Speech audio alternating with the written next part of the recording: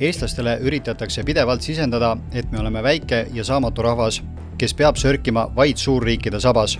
Selline suhtumine on meid juhtinud olukorda, kus oleme andnud ära otsustusõiguse oma riigi ja rahva tuleviku üle. Kindlasti ei ohverdanud vabadussõjas võidelnud mehed oma elu sellise riigi ja tuleviku eest. Õnneks on aga ka täna Eestis väga palju inimesi, kes mõistavad väga hästi, et kui anname juhtimise oma riigi ja rahva saatus üle kellegi teise kätte, siis on eestlaste püsima jäämine suure küsimärgi all. On viimane aeg meelde tuletada, kes on selle maa tõelised peremehed. See siin on vastupanu liikumine. Mina olen Peeter Proos ja täna vestleme Bitcoin Eesti podcasti tegijate William Valdmaa ja Silver Zimmermanniga. Mõistagi tuleb juttu Bitcoinist, sellest, miks see loodi, kuidas see töötab ja kuidas see mõjutab tänapäeva ühiskonda ja rahandust. Selgitame, mis eristab Bitcoini teistest krüptovaluutadest, miks on oluline selle detsentraliseeritus ja millist rolli mängib see tuleviku rahanduses. Räägime ka Bitcoini tehnilistest alustest, kaevandamisest ja plokiahela süsteemidest üldiselt. Aga arutame ka praktilisi küsimusi, nagu Bitcoini kasutamine Eestis, arengud globaalsel areenil seoses keskpankade digivaluuta temaatikaga ja veel palju muud põnevat.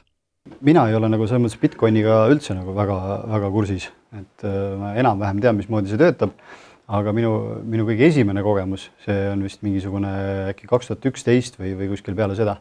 Ma arvan, et Max Kaiseri nimi on teile tuttav.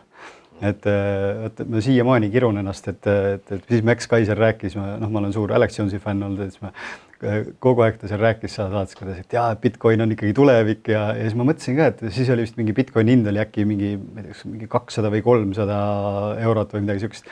Ja ma siiamaani kirun, et miks ma siis ei ostnud. Et selles mõttes on minu kogemus on selline. Aga kuidas teie ja mis ajal ja mismoodi teie Bitcoinini üldse jõudsite? 2017 ostsin mina esimest korda. 2018 oli algus. No, ma esimest korda jõudsin selleni, ma arvan ka tegelikult juba siis, kui ta oli seal ka, oligi mingi paarisaja euro või dollari ringis on ju.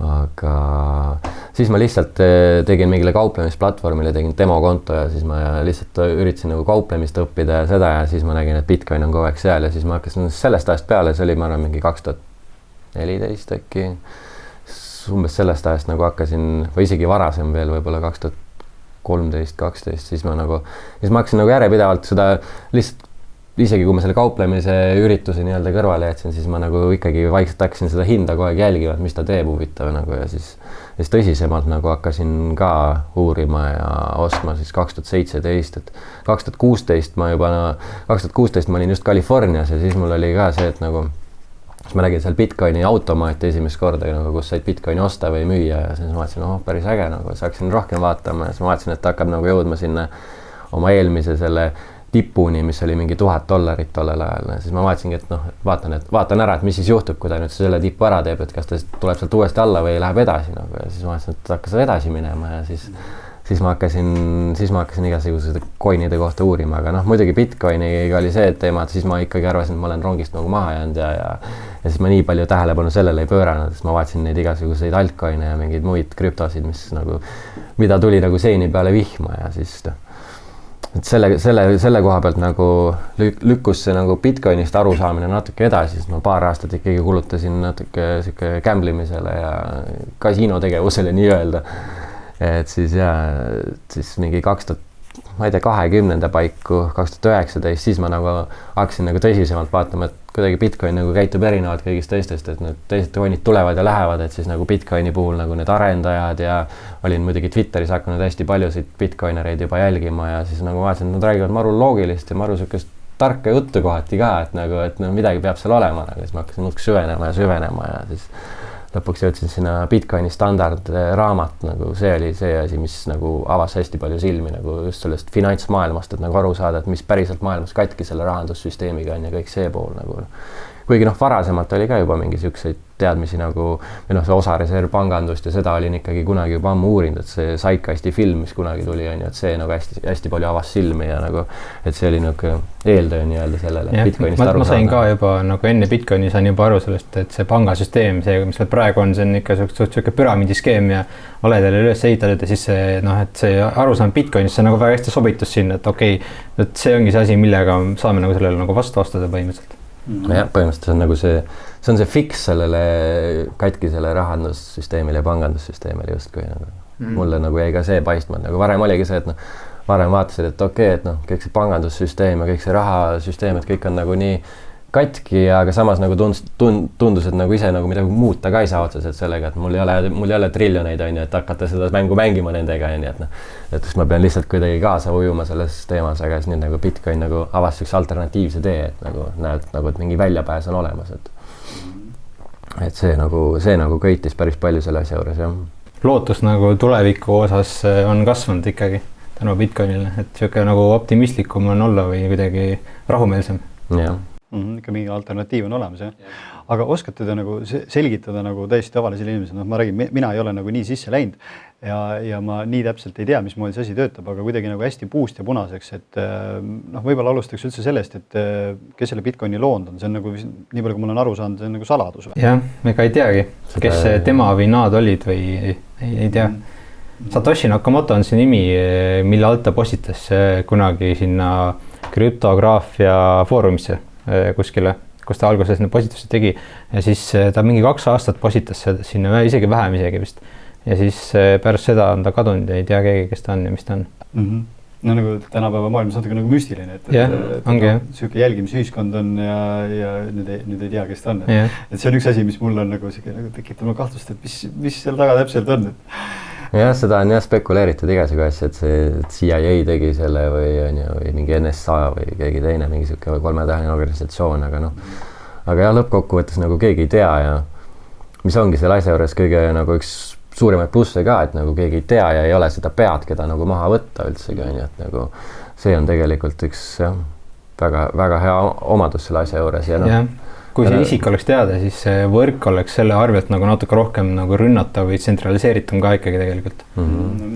Ja samas ongi, et okei, kui see hirm on, et äkki mingi CIA või mingi USA valitsus või ma ei tea, Vene valitsus või kes iganes selle lõi, et siis, aga samas see nagu kood on, kõik on avalik lähtekood, et sa võid selle koodi lahti võtta, läbi lugeda, sa võid nagu iga selle asja läbi uurida, et sa näed, et nagu seal ei ole mingit backdoor, et nagu keegi ei saa eelist, ükski nagu asutus või valitsus ei saa sellega nagu kuidagi eelist, et nagu siin kellelegi ei ole antud nagu mingisugust eelist, et kõik mängivad täpselt samade reeglite järgi seal võrgus, et siis see nagu annab seda kindlust, et nagu, et isegi kui ta on algselt loodud mingisuguse CIA või millegi poolt, tegelikult internet ju tuli kuskilt CIA leiutisest, et samamoodi Bitcoin, et nad võisid küll olla selle juures, aga nad lasid selle looma lahti ja seda nagu enam puuri enam panna ei saa ja nagu see on selline asi, mida kõik saavad kasutada iga kell, No interneti kohta isegi oli vist üks Rothschildidest mingi noorem, kes ütles, et see internet on kõige hullem asi, mis inimkonnale on nagu lahti lastud, et võib-olla ka planeerisid midagi muud sellega, aga läks nii, et võib-olla siis Bitcoiniga samamoodi.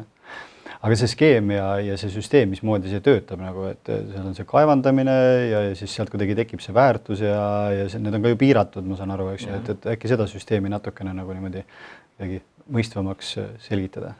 No oluline on mõista, et on hajussüsteem, ehk ta on detsentraliseeritud, mis tähendab seda, et kuskil maailmas ei ole ühtegi keskset serverit, organisatsiooni, ettevõtet, mis oleks kuidagi eluliselt oluline sellele võrgule.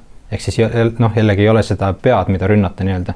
Ta on nagu, minu arust hästi hea analoog, kuidas seda mõista on, ta on nagu seeneniidistik, aga ta on nagu digitaalne seeneniidistik. Ehk siis, kui sa seeneniidistikul, ütleme, et sa võtad pool ära, aga selle ülejäänud poolega ei juhtu mitte midagi põhimõtteliselt. See on jah, ütleme natuke tehnilisema poole pealt siis võib-olla, et siis ta ongi nagu justkui lihtsustatult öeldes serverite võrk ja neid servereid võib jooksutada igaüks, sa võid siin oma kodus jooksutada seda, siis on üle maailma neid on ligi 100 000, ma arvan, on neid nodesid nii-öelda kutsutakse, mis sõlmpunktid nii-öelda on siis ja samamoodi siis on, need noded on ühesõnaga need kesksed serverid, kesksed on aga mis ei ole muidugi keskne, nad on tegelikult selline server, mis kogu aeg kuulab, mis võrgus toimub, et näiteks kui mingi rahakotiteenus on ühe nodega ühenduses, sa saadad sealt tehingu, siis kõik noded kuulavad seda võrku nagu.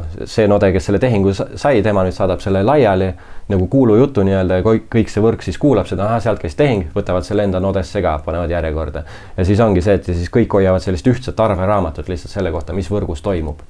Ehk siis sul on 100 000 mingisugust serverit, kellel on ühesugune arusaam, mis arveraamatus toimub ja siis on üks kolmas pool on, okei, seal on kasutajad, siis on need noded ja siis kolmas pool on kaevandajad. Kaevandajad on nüüd selle jaoks, kes siis loovad neid blokke, kuhu need tehingud pannakse. Et siis nemad lahendavad mingisugust nagu, see on nagu öeldakse, paljud ütlevad, et nagu hästi keeruline matemaatiline probleem, kuigi tegelikkuses seal ei ole midagi keerulist, nad tegelikult lihtsalt arvavad mingit numbrit, nad üritavad leida mingit hästi-hästi suurt numbrit, mis vastaks mingitele kindlatele parameetritele. Kui nad selle leiavad, siis nad saavad õiguse luua bloki, võtta need tehingud, mis on ootejärjekorras, panna need blokki ja saata see võrku nodedele, nendele samadele, kes algselt need tehingud korjasid ülesse ja nemad kontrollivad üle, et see blokk vastab kõigile võrgu nõuetele. Ehk siis seal ei ületa, et kuidagi ei tekitata Bitcoine rohkem juurde, kui neid peaks, ehk siis iga bloki loomisega hetkel luuakse 3,125 Bitcoini juurde võrku. Algselt oli see 50 Bitcoini, iga 10 minuti tagant tuleb siis blokk. Et see kaevanduse pool on selles suhtes hästi huvitav ka, et nagu võrk ise tekitab sellise olukorra, kus see blokid avastatakse iga 10 minuti tagant umbes. Ehk siis on see, et kui blokke hakatakse liiga kiiresti leidma, näiteks ongi, et kaevandaid tuleb võrku juurde, mis tähendab, et mida rohkem sul on kaevandaid, seda kiiremini võiks ju blokke leida. Aga siis võrk näeb selle ära, et blokid hakkavad liiga kiiresti tulema võrku, siis muudetakse raskusastet lihtsalt. Raskusaste läheb raskemaks, blokid leitakse jälle iga 10 minuti tagant, et siis sellega kogu aeg kohandatakse, et mis tagab ka selle, et üks mingisugune suur kaevandaja ei saa nagu võtta võrku nii lihtsasti üle, et ta tuleb oma suure kaevandusvõimsusega peale, hakkab kaevandab kõik blokid ära nii-öelda siis, et siis võrk automaatselt ise kohandab ennast ja siis ongi jah, ühesõnaga kaevandajad loovad neid blokke, noded kontrollivad, et kõik oleks korrektne, kõik oleks reeglite järgi ja siis kasutajad ja rahakotiteenuse pakkujad siis tegelevad selle lõppasjaga ehk siis tehingute tegemisega, et sa saadad lihtsalt ühelt aadressilt teisele nii-öelda Bitcoinid. Ma ei tea, võib-olla läks natuke segaseks ikka. Ei, ma arvan, et ei ole. Ühesõnaga inflatsioon on kontrolli all, et ei saa nagu ikkagi kunstlikult juurde tekitada. Aga see mõttes, et tehnoloogia ka ju pidevalt areneb, et siin räägitakse kvantarvutist juba, et kuidas kvantarvuti sellele Bitcoini süsteemile mõjub või on sellel ka mingisugused kaitsed peale pandud? Seda võrku on võimalik nagu viia seda ründamise raskusastet või ütleme niimoodi, et seda on võimalik teha nagu kvantkindlaks ka. Aga praegu on niimoodi, et nii palju kui mina olen igasugu podcast'e kuulanud ja uurinud, et hetkel oleme üldse suht kaugel veel sellest, et üldse oleks kvantarvutit kuidagi kasutada millegi ründamiseks. Et see on ikka nagu pigem kuskil tulevikus veel. Ja üldiselt on ikkagi see konsensus, et see ei kujuta ohtu Bitcoinile. Arendajate seas see järjest rohkem kõlapinda ikkagi saab see kvantarvutite teema ka, et mõned sellised kes nagu kõige hullemad stsenaariumid kardavad, nemad arvavad, et see võiks umbes juba 10 aasta pärast võiks oht olla kvantarvutitest võrgul, on ju. Aga ja siis selle nimel muidugi nüüd järjest rohkem arendajad tegelikult teevad ka tööd, et luuagi siis nii-öelda see kvantkindel algoritm, mida Bitcoin saaks kasutada. Et see tähendab seda, et Bitcoini võrk peab ühe suure uuenduse lähitulevikus kunagi ikkagi läbi tegema. Et Bitcoini võrgus on muidu see asi, et miks on ta ka selline kõige kindlam koht või kõige detsentraliseeritum ja see on, üks point on seega, et sinna viiakse muutusi väga-väga aeglaselt sisse, et sinna ei ole nii, et üleöö keegi otsustab, kuule, teeme nii, paneme selle muutuse sisse, see on see, et sa pakud välja muutuse ja siis kogu võrk peab nõustuma sellega, kasutajad, kaevandajad ja siis need nodede jooksutajad peavad nagu nõustuma sellega, et me oleme nõus selle muutusega, võtame selle kasutusele, aga seda konsensust on nagu hästi raske saada ja siis need muutused... See muutub ajas raskemaks, sest kasutajaid ja kõik tuleb ainult juurde.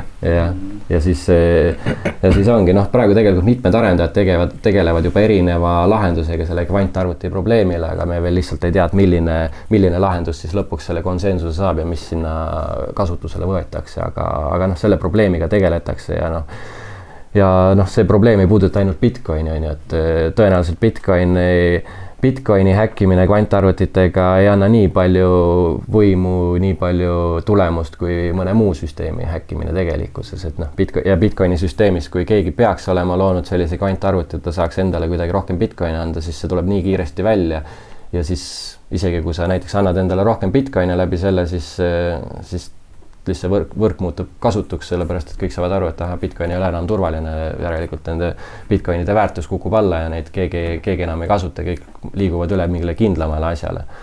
Aga jah, tõenäoliselt ennem ikkagi, kui mingisugune kvantarvuti ohuks muutub, on juba see lahendus nii-öelda leitud sellele. Teiste süsteemide jaoks on seda niikuinii vaja, eks? Jah, just. Ja.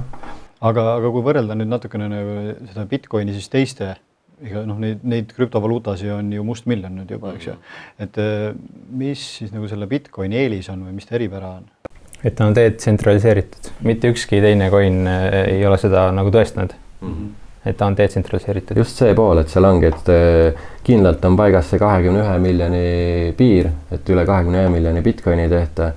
Ei ole mingit keskset, mingit foundationit, mingit organisatsiooni, mis seda juhiks või korraldaks, et kõik käib nagu hästi anarhistlikult või selline käib kogu see juhtimine. Konsensuslik anarhia. Jah. Et ongi, et kõigil teistel coinidel on ikkagi mingisugune looja, keda kõik teavad, et see inimene on selle taga, on ju. Bitcoinil ongi, sul on Satoshi Nakamoto, keegi ei tea, kes see on ja see vend ei ole juba üle 10 aasta endast märku kandnud ja tõenäoliselt rohkem ei anna ka ennast märku, on ju. Et nagu need asjad on just põhiliselt ja loomulikult ka see, et on ka nende nodede ja kaevandate suhtes on ta kõige detsentraliseeritum, et need on ikkagi nii palju üle maailma igal pool laiali ja et isegi kui võtame ühe valitsuse, Hiina on hästi palju Bitcoini bänninud igat pidi, et küll ta on Bitcoini kasutamist bänninud, küll on ta Bitcoini müüki bänninud, küll ta on kaevandamist bänninud, aga kõik need tegevused on ikkagi isegi seal Hiinas jätkunud. Et see nagu näitab juba, et sa ei saa nagu seda kuidagi ära keelata või kinni panna, et see detsentraliseerituse efekt on päris tugev seal. Et see kindlasti eristab teda kõigist teistest. Jah, siin nüüd räägitakse hästi palju sellest CBDC-st või siis nagu keskpankade ühisvaluutast, et kuidas see Bitcoin sinna mudelisse sobitub, et kas ta on nagu pigem oleks võimalik teda kuidagi ära kasutada selleks süsteemiks, kui ta on, oletame, et ta on nagu see oleks suht keeruline, ma ei tea, kuidas neil on 100 korda lihtsam teha oma mingisugune coin, mis on täpselt samasugune nagu kõik altcoinid. Nii et muidugi kõige inimeste suhtes kõige ausam oleks ju võttagi Bitcoin siis kasutusele selle CBDC asemel, aga see tähendab seda, et sa annad kogu kontrolli selle rahasüsteemi üle nagu käest ära, et seda nad ju ei taha ja siis mina näen seda sellena, et kui nüüd peaks mingid CBDC tulema, tegelikult Hiina vist selle projektiga päris kaugele juba jõudnud, ma hiljuti just nägin ka mingit uudisnupput, et nad on päris kõvasti testinud erinevate riikide vahel juba makseid teha ja kõik see, et aga Bitcoin nagu eristabki selle poolest, et nagu ta on siis, kui tulevadki igal riigil oma CBDC-d, mida siis iga hetk võib keegi konfiskeerida või peatada makseid või mida iganes teha, on ju, et siis nagu Bitcoin ongi see, et sa kontrast selle juures, et sa näed, et siin on üks tõeliselt vaba võrk ka olemas, mida me võime kasutada iga kell, et nagu siin võrgus ma saan iga kell alati makseid teha, mitte keegi neid kuidagi peatada ei saa, et nagu ma arvan, et pigem nagu muutub Bitcoini võrk ka väärtuslikumaks tänu sellele, et rohkem tuleb neid kontrollvõrke juurde. Mida rohkem nagu riigid ja valitsused neid nagu fiat, mida rohkem seda fiat raha kasutamist nagu piiratakse kuidagi või mida iganes nagu pangakontosi pannakse kinni, mida iganes, et see on reklaam lihtsalt Bitcoinil põhimõtteliselt. Aga kas see süsteem, et kui nüüd hakata neid Bitcoini tehinguid kuidagi maksustama, et siin on palju juttu olnud sellest, et et kogu see krüptovärk on ikka kuidagi keskkonnale kahjulik, sest ressursse tarbib ja vett läheb sinna nii palju, et kui pannakse sinna nendele tehingutele mingisugused maksud peale, kas see on võimalus, kuidas seda saab kontrollida kuidagi? Küsimus on see, et nagu kuidas sa neid makse kogud, et kuidas sa, esiteks ongi, et see võrk on pseudonüümne, et nad saavad luua küll omale juba andmebaasi aadressitest, kelle omanikku nad teavad ja siis läbi selle üritavad nendelt need maksud kätte saada, aga ikkagi seal on nii palju kasutajaid ja nii palju Bitcoine, mille omanikku mitte keegi ei tea, et nagu siis kuidas sa nende käest seda maksu kätte saad, et ta ei saa ju sinna võrku ka kuidagi sõrme vahele panna, et mingi osa sellest ülekandest tuleb nendele järsku või midagi sellist, et nagu see on väga-väga keeruline. Bitcoinis on see ikka tunduvalt keerulisem kui fiat-süsteemist, sest see fiat-süsteem on ikkagi disainitud eelkõige selle jaoks, et riik saaks teha oma tegevusi nagu võimalikult lihtsasti ja kergesti, aga Bitcoin on disainitud just täpselt vastupidiselt. Ehk siis seda võib-olla ilmselt üritatakse seda teha mingil määral, aga see saab olema tunduvalt ikkagi keerulisem. BlackRock on ka vist juba Bitcoiniga seotud, eks ju, et see oli mulle ka üllatus siin üks aasta aega tagasi umbes, kui ma avastin selle uudise, et ka nagu otseselt ei propageeritud seda, aga ikkagi on ka seal käpp sees, et kas see on ka kuidagi oht sellele süsteemile siis? Bitcoinile, ma mõtlen.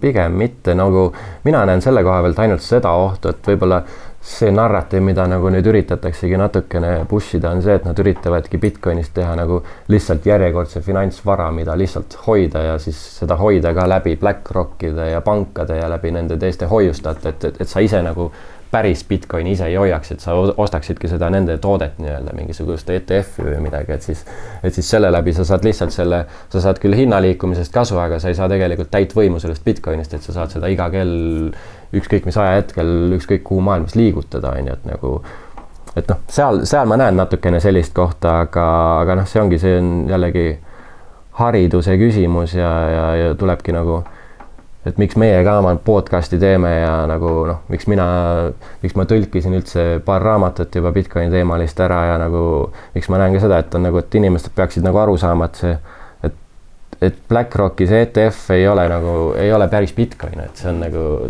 nagu lihtsalt mingisugune finantstoode järjekordne, on ju, et see on nagu, sul on kuld versus paberkuld. Ja just tahtsin seda võrdlust tuua, et kui sul on endal kuskil füüsiline münt või siis sa jah, nagu nii-öelda treidid paber, mis ütleb, et sa oled mingi mündi omanik, mis on kuskil kaugel. Ja ausõna oled. Et jah, nad võib-olla üritavad nagu ja lihtsalt seda natuke nõrka kohta ära kasutada, et kuna Bitcoini see kasutaja kogemus ja see infrastruktuur ei ole veel nii kaugel, et nagu noh, et igaüks suvaline inimene tänavalt kohe hetkega Bitcoinist aru saaks ja kuidas teda kasutada, on ju, et siis nagu võib-olla üritatakse seda ära kasutada, aga noh, ma pikas plaanis ma ikkagi ei näe suurt ohtu sellest, sest et väga-väga palju ikkagi tehakse ka tööd erinevate rahakotiteenuste juures, et nagu see kasutaja kogemus ikkagi inimestele võimalikult lihtsaks teha ja et nad lõpuks ikkagi lõpptulemus oleks ikkagi see, et inimesed hoiavad ise oma Bitcoine ja ise kontrollivad oma võtmeid just, et nagu see on nagu see kõige tähtsam asi selle juures. Aga on vist juba riigi ka, kus ikkagi on see päris suurel määral kasutuses ka? El Salvador on vist see number 1. No El Salvador on jah see, kes tegi legaalseks maksevahendiks Bitcoini ja nad ostavad põhimõtteliselt iga päev ostavad ühe Bitcoini juba mingi paar aastat siin. ja. Aafrika mingid riigid ka vist mingil määral juba lubavad seda. Aga ütleme see kasutusele võtt nagu siiani on ikkagi olnud nagu sellist rohujuure tasandit algab alati, et noh, El Salvadoris riik tuli lõpuks kaasa, nad tegid sellest legaalse maksevahendi, aga seal algas see samamoodi tegelikult ühest väiksest surfikülast hakkas peale, kus kohalikud, kes seal äri pidasid ja surfasid, nad hakkasid lihtsalt omavahel ka, et hakkame Bitcoinis makseid vastu võtma ja võimaldama seda varianti ja siis see kogukond kasvas nii suureks, et nagu riik ja noh, nende riigijuht muidugi Bukele nagu saab ise väga hästi Bitcoinist aru ja ta on noor juht ka ja siis nagu haaras sellest ideest kinni, on ju, aga lisaks on ikkagi teistest, noh, põhiliselt ikkagi kolmanda maailma riikides nii-öelda igasugused Lõuna-Ameerika riigid, Aafrika riigid, Filipiinid, kõik sellised kohad on tegelikult, kus see järjest kogub nagu tuure, et hästi palju poodnikke, hästi palju teenusepakkujaid hakkavad järjest rohkem nagu Bitcoini makseid ka vastu võtma ja tekitatakse sellist kogukonda nagu, et ja tihti just nendest riikidest, kus on nagu suur probleem nende kohaliku valuutaga, et kui sul on aastas inflatsioon on 50–100%, et siis noh, sul on vaja mingit vähe kindlamat kohta, et ja selle Aafrika riikides ja seal on see suht tavaline. Siuke inflatsioon ongi kogu aeg iga aasta. Jah, need on need klassikalised kupüürid, mis siin on näidatud, et null on nii palju, et ei mahu ära sinna paberi peale enam, eks.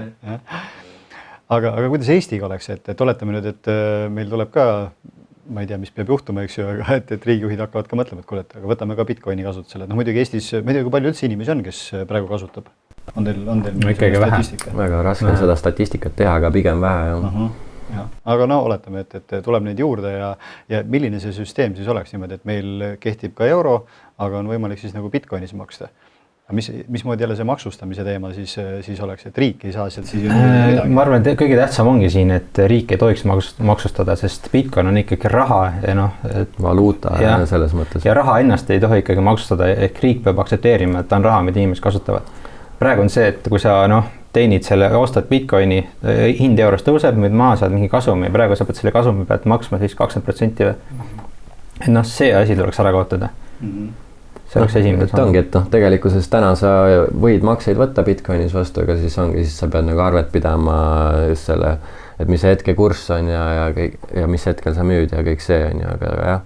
kuigi kunagi lugesin kuskilt sellist asja, et tegelikkuses peaks olema nii, et kui on nagu mingi valuuta, mis on mingis riigis ametlik valuuta maksevahend, siis seda peaksid tegelikult kõik riigid kohtlema kui valuutat ja mitte mingit finantsvara, mille pealt makse koguda. Aga Bitcoiniga kuidagi on nagu läinud teisiti, et kuigi ta on ühes riigis on ametlik valuuta on ju olemas. Kuigi tegelikult see staatus pidi muutuma. Ma ei tea, ma ei ole nagu täpselt aru saanud, mis seal El Salvadoris juhtus või et nad ikkagi nüüd viimasel ajal on võtnud ka sellelt IMF-ilt on võtnud laenu ja siis nende viimaste laenupunktide üks nõue vist oligi see, et nad peavad kaotama selle legaalse maksevahendi staatuse seal.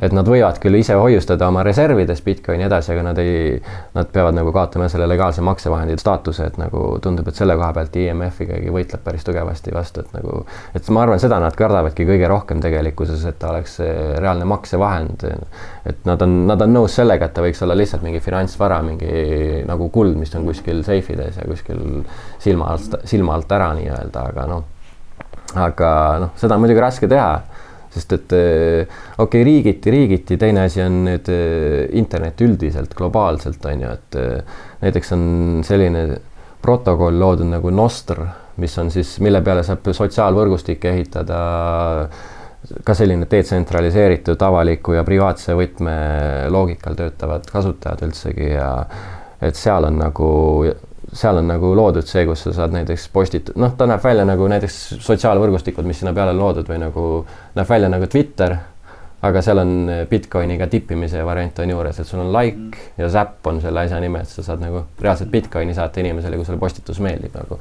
Ja tegelikult see kasvab päris jõudsasti, et seal on mingi viimase 6 kuu jooksul, must enne vaatasin, seal on mingi 25 Bitcoini jagu on juba makseid tehtud, mingi 2,5 miljoni eest ütleme on lihtsalt nagu tipitud inimesi, kes postitavad seal ja see järjest kasvab, nagu see on nagu päris huvitav vaadata, et nagu ma pigem näen seda selliselt ja, et riigid võivad küll teha oma asju, aga nagu interneti tasandil ja kogukondadena see asi ikkagi kasvab edasi ja leitakse need viisid, kuidas riigist kõrvale hoida kogu selle asjaga üldse nagu, et.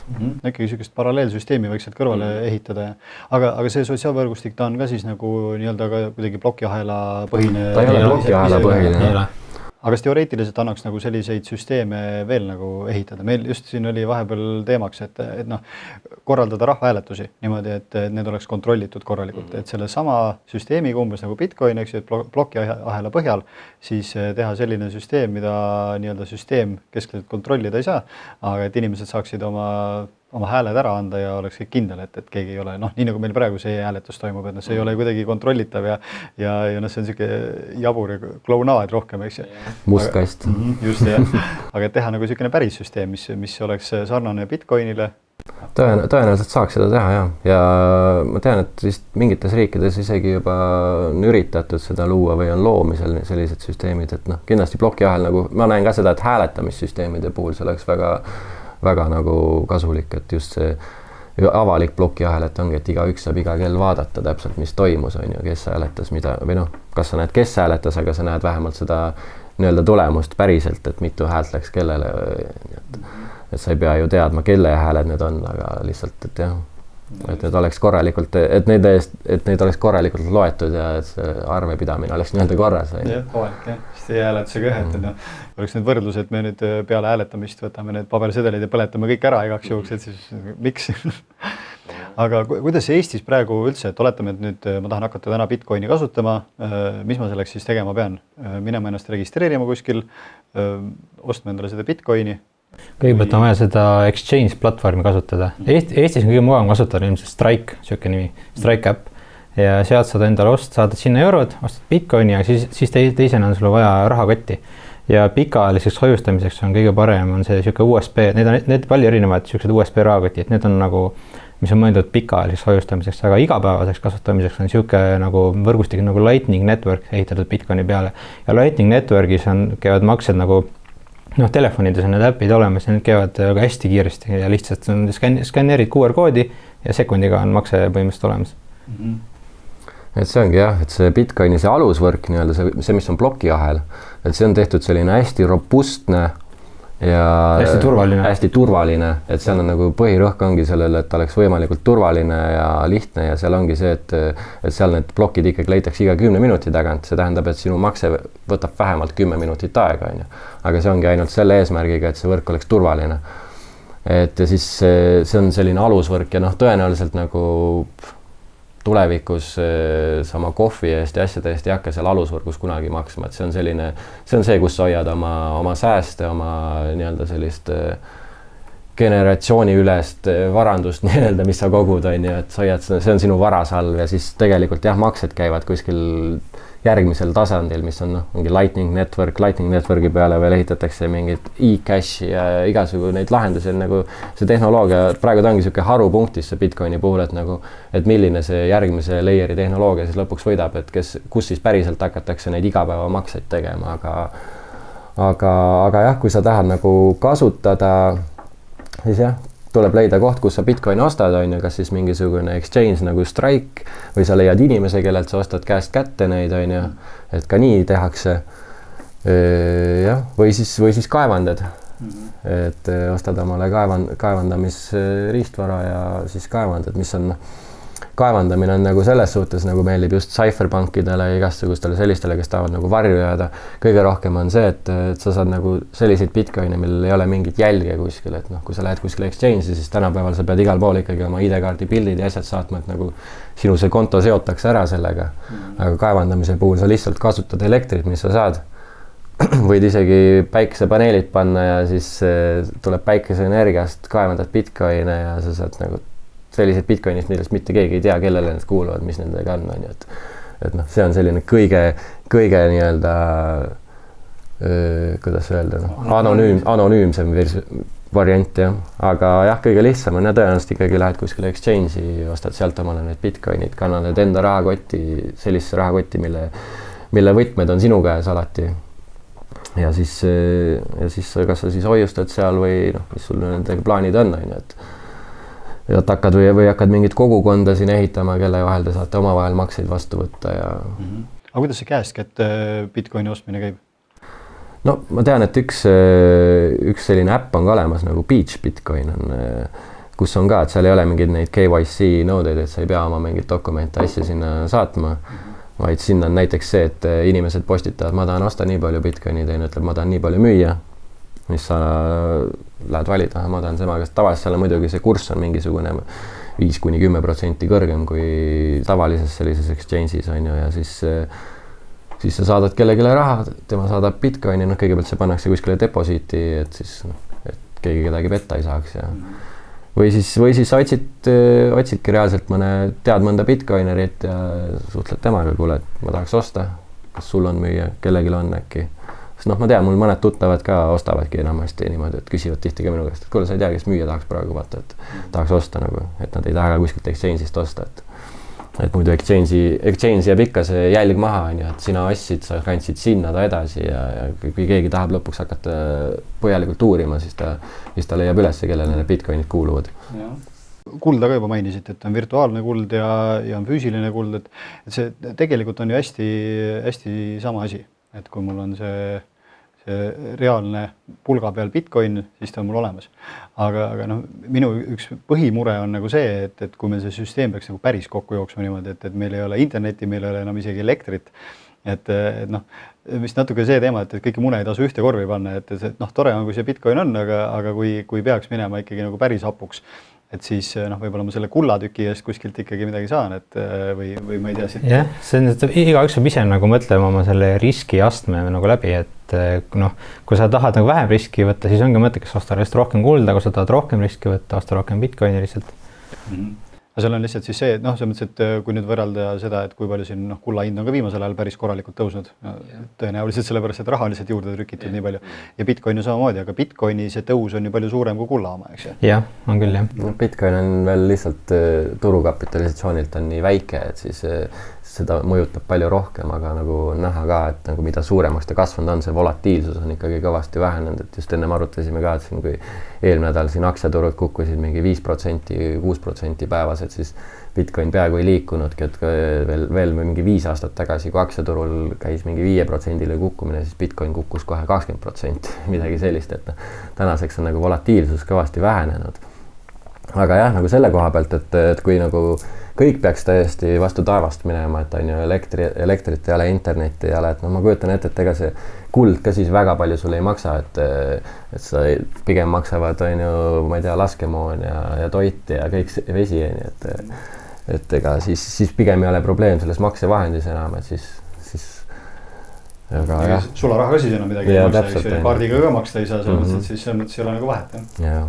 Et pigem on nagu jah, pikaajaliselt ja isegi kui ajutiselt sul siin internet ja elekter ära kaob, siis see ei juhtu terves maailmas ja kui see terves maailmas ei juhtu, siis jääb Bitcoin alati ellu, sest et kuskil maailmas ta töötab edasi veel.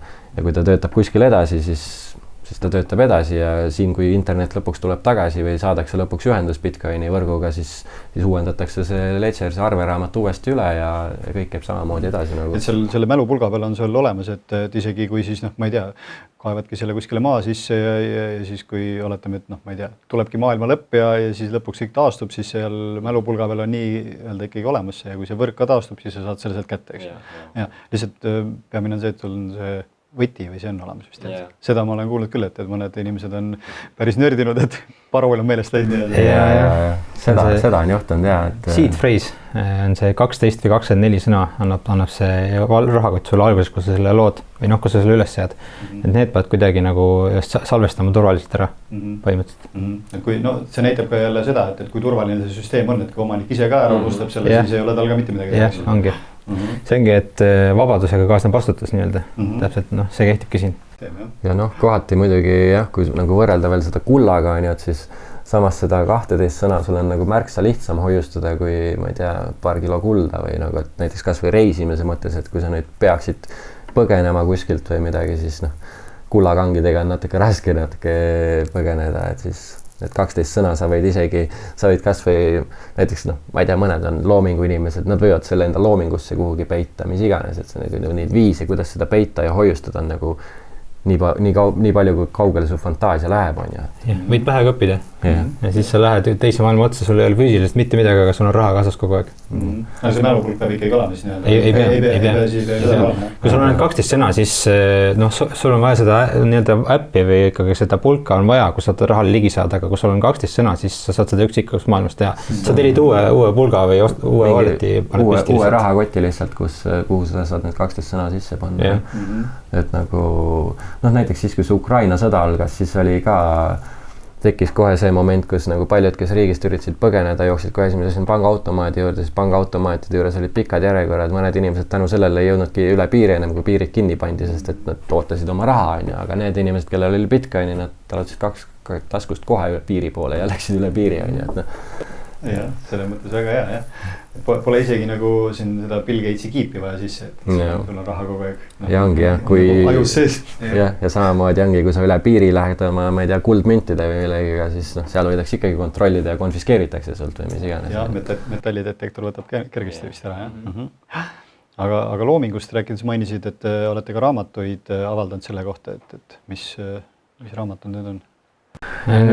Silver tõlkis Bitcoin standardi, see on see number 1 ilmselt raamat nagu Bitcoinist maailmas. Siiani üks ja siukene, ta räägib nagu räägibki hästi palju raha ajaloost ja sellest, et nagu, mis selle rahaga katki on ja miks maailmas mingid asjad on nii, nagu nad on, et kuidas see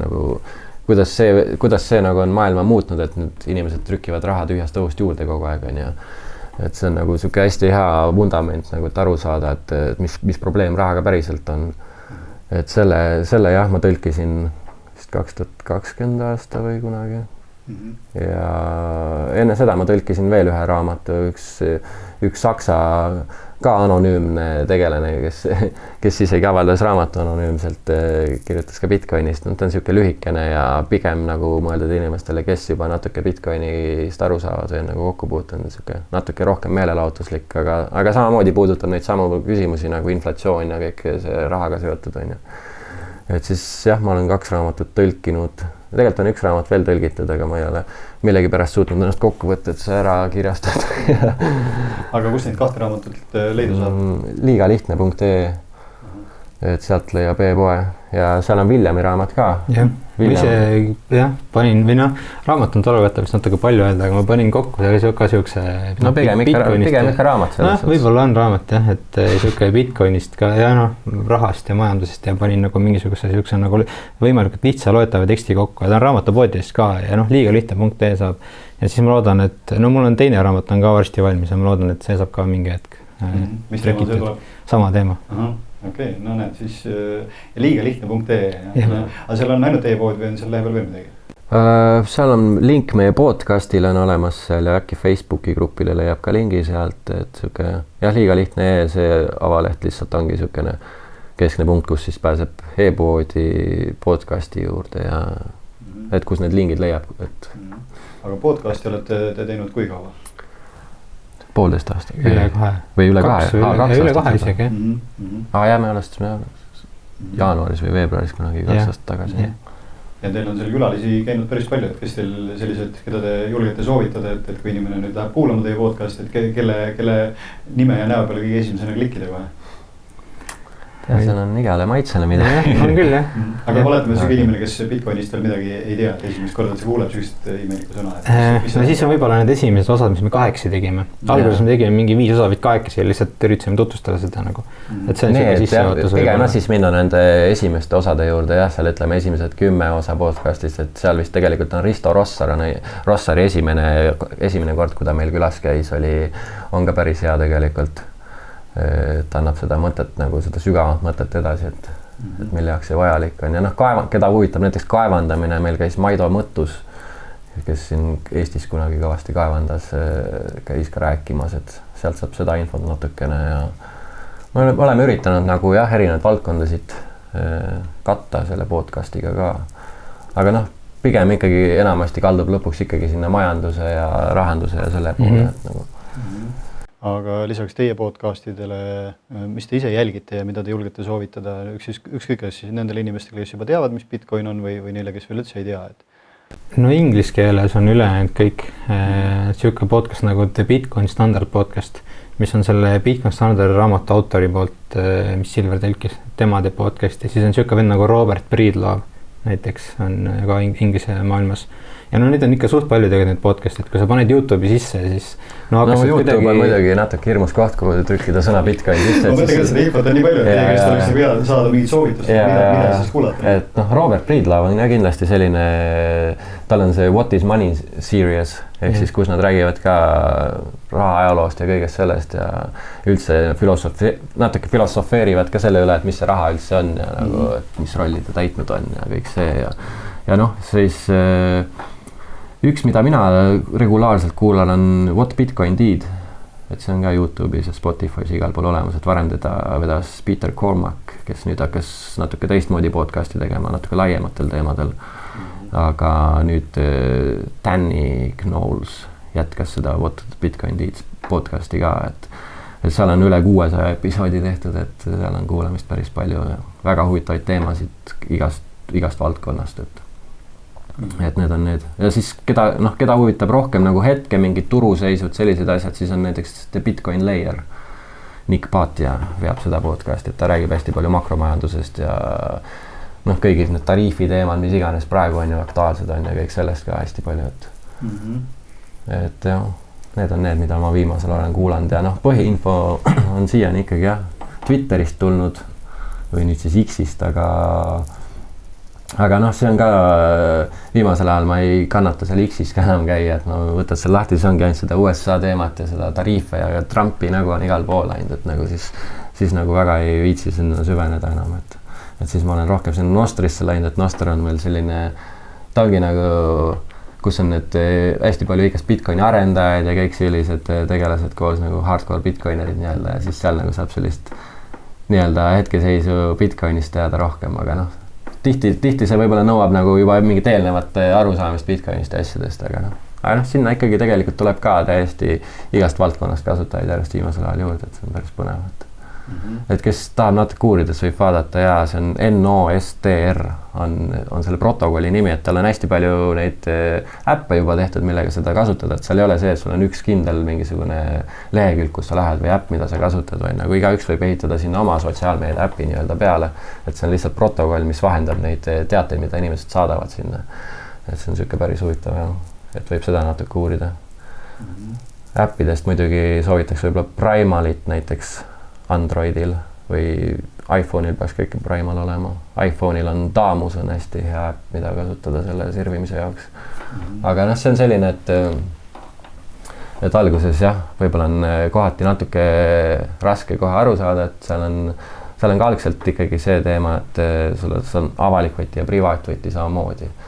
Ja muidu on nagu väga lahe asi tegelikult loodud ja et kus ongi, et ei ole mingit keskses serveris ja hoita su postitusi ja andmeid, vaid sa võid ise kas või jooksutada enda väikest relay'd, kus siis sinu postitused on iga kell alati olemas ja et keegi ei saa nagu kustutada sealt neid asju ja et see isegi Twitteris on mingi paar bitcoinerit, kes on nagu mingitel põhjustel nagu sealt nagu kasutajan kinni pannud ja siis järg kohe, kuhu nad lähevad, ongi see Nostr kohe. Ja selles mõttes on müstiline aeg praegu, et tõesti see tsentraliseeritus kaob nagu igas mõttes ära ja vabavarasi, no isegi tehisintellekti mingid platvormid on ju, mis on vabavaralised, et sa võid sinna ise midagi peale ehitada. Ma tean, et see Natural Newsi asutaja Mike Adams, Brighti on AI on vist, ta ehitab ka oma mingisuguseid. Ühesõnaga siis on küll tehisintellekti süsteem, aga ta on koolitatud niimoodi, et see info on siis võetud sealt nii-öelda alternatiivmeedia saitidelt. Et kui sa küsid midagi, ta ei hakka sulle mingit liberaalset tila ajama seal, vaid ta ikkagi vastab nii nagu siis nii-öelda konservatiiv või siuke heas mõttes vandenõuteoreetik sulle vastaks. Et ka sellised süsteemid on tulemas, et mul on ka siuke tunne, et ega selle tehisintellektiga vist nagu võidelda ei saa, et pigem kuidagi nagu üritada enda kasuks seda ära kasutada. Jah, tehnoloogia on üldiselt raske võidelda.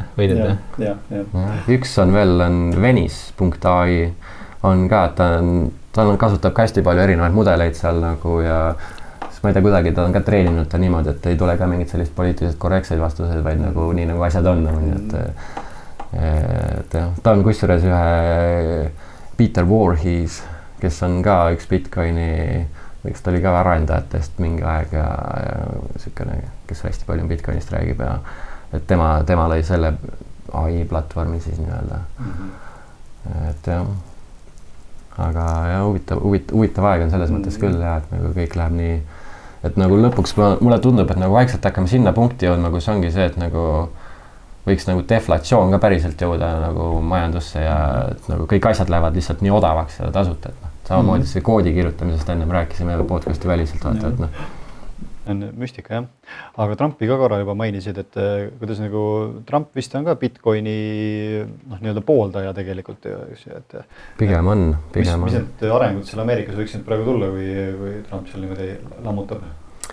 No nüüd nad ju, millal see oli jaanuaris või veebruaris, kuna nad siis, see oli veebruaris oli see ja kui nad ikkagi, kui ta kinnitas ikkagi seda, et Ameerika, nad isegi eraldi White House'i lehel on olemas mingi dokument, mis kinnitab, et luuakse Bitcoini reserv Ameerikale, et ühesõnaga esialgu nad küll hoiavad kõiki neid 200 000 Bitcoini, mis nad konfiskeerinud kuskilt kriminaalidelt ja kõigilt on, et nad ühesõnaga nad kinnitasid seal tekstis seda, et nad ei müü neid, et hoitakse, need on strateegiline reserv Ameerikale ja siis ja samal ajal nad otsivad viise, kuidas ilma maksuraha kasutamata Bitcoini juurde hankida. Et mida iganes see tähendab, kust kaudu nad leiavad, aga jah, pigem nagu praegune see administratsioon on väga-väga Bitcoini ja krüptosõbralik, et nagu seal on see, kes see Treasury, kuidas see eesti keeles on, ma ei tea, Treasury Secretary uus on ju, tema on samamoodi ikkagi krüptotaustaga ja et on nagu uus administratsioon on nagu siukseid vendi täis, et nagu täiesti vastupidine demokraatide valitsusele. Aga muidugi jah, Trumpi puhul ma ei tea, ta on jällegi selline vend, kes nagu sõidab vooluga vaata, et mis müüb, seda müüb tema ka ja. Huvitav, kuidas see konfiskeerimine käis, siis peksti välja nendel kriminaalidelt nende võtmed või? No läbiotsimiste käigus ja sellist, et seal on ju need, kui Silk Road pandi kunagi kinni, sealt nad said mingi portsu neid ja igasugustelt teistelt tegelastelt, häkkeritelt, et nad on ikkagi jah, aga noh, muidugi keegi tegelikult ei tea, et kui paljudele Bitcoinidele neil päriselt on see privaatvõti ka olemas, et võib-olla nad on lihtsalt öelnud, et me saime selle päti kätte ja tema Bitcoinid on konfiskeeritud, aga tegelikult neil reaalselt ei ole seda võtit, et neid Bitcoine saata kuskile, et nad lihtsalt ütlevad, et see on nende oma, aga ja kasutada ise. Ja see ongi jah.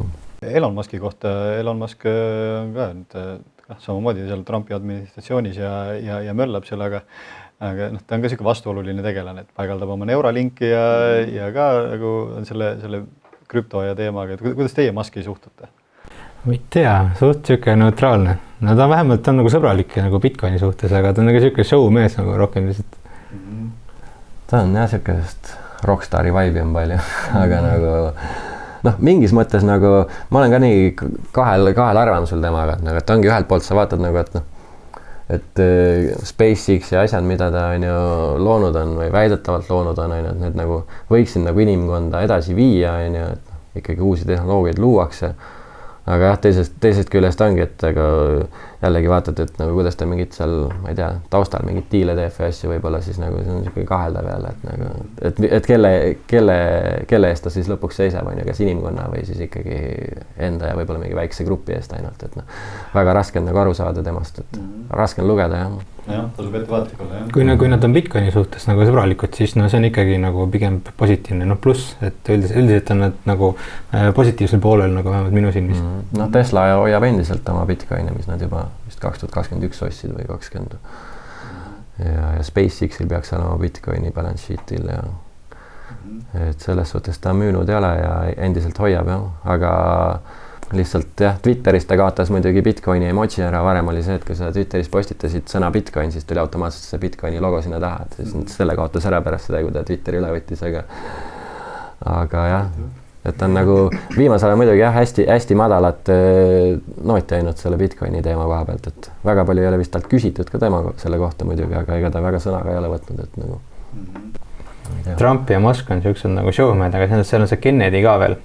Tema saab küll asjast aru, ta pidas suvel, oli see Bitcoin Nashville vist, oli see üritus seal USA, siis ta pidas seal kõne nagu rääkis sellest rahasüsteemist ja sellest kõnest tuli ka välja, et ta saab selle asjale nagu väga hästi pihta nagu.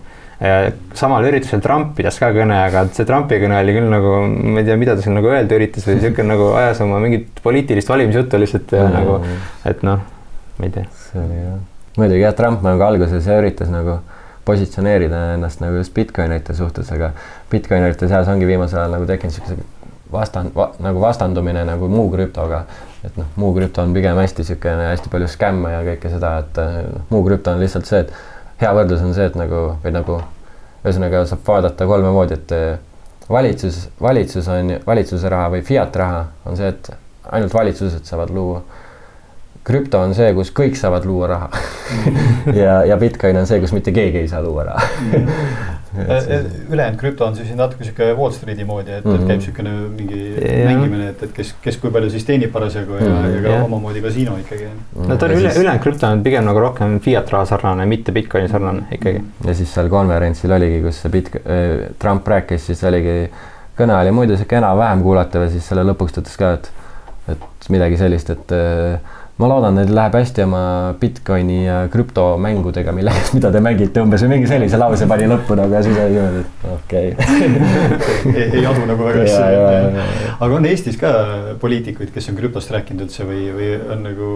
Varro Vooglaid on midagi rääkinud. Isegi, okei. Eestis on ikka suht anual see teema nagu...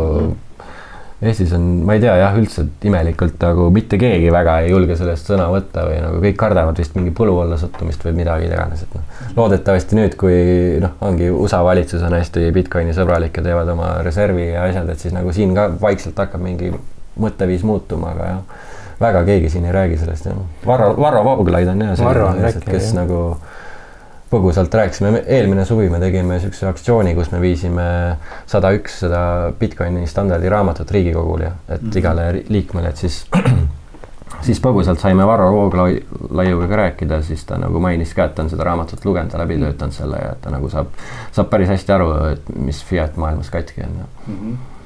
Aga jah. Aga rohkem tagasisidet ei ole olnud, et viisite need raamatud ära, aga keegi ei ole tänanud ega midagi. Ei ole rohkem nagu midagi. Ei tea isegi, kas need jõudsid inimesteni, aga no loodame, et ikka jõudsid. Kas Kalle Grünthal oli ka siis Riigikogus huvitav või?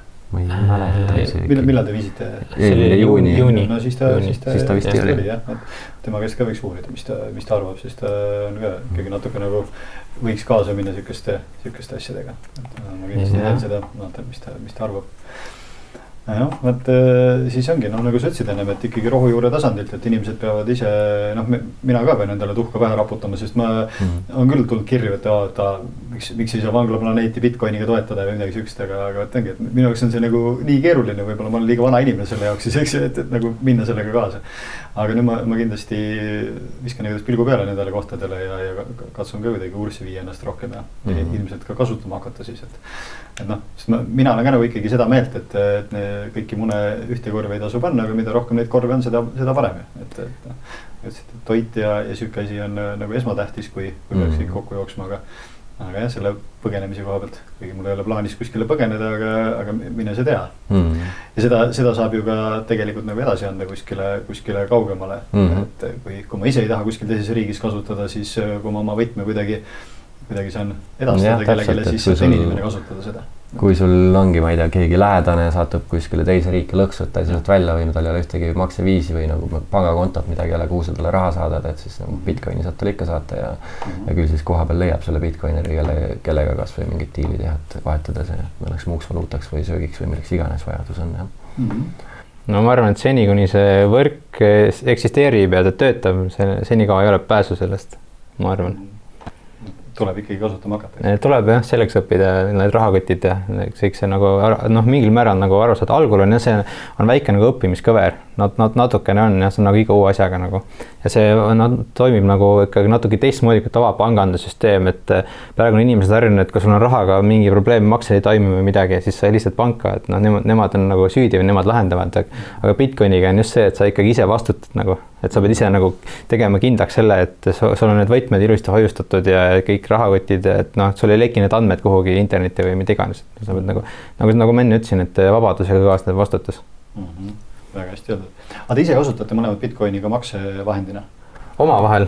Aga kuskil Eestis siin väga makti saa, Tallinnas ükskord seal oli nagu üks pood, kus on nagu poe ukse peal oli just kirjas, et siin saab Bitcoiniga maksta, siis me tormasime kohe sisse, kohe küsisime müüja käest, et kuule, kas saab maksta või, siis see tüdruk, kes seal oli nagu mingi, oota, ma ei tea, siis ta helistasime ülemusele, seal mingi 15 mingi 1,5 aastat ei ole keegi maksnud, et ei mäletagi. Mingi rääkisime ülemusega seal mingi tükk aega ja siis lõpuks ikkagi ei saanud, ütles, et ei, ma ei oska teha seda. Tulgi järgmine kord tagasi.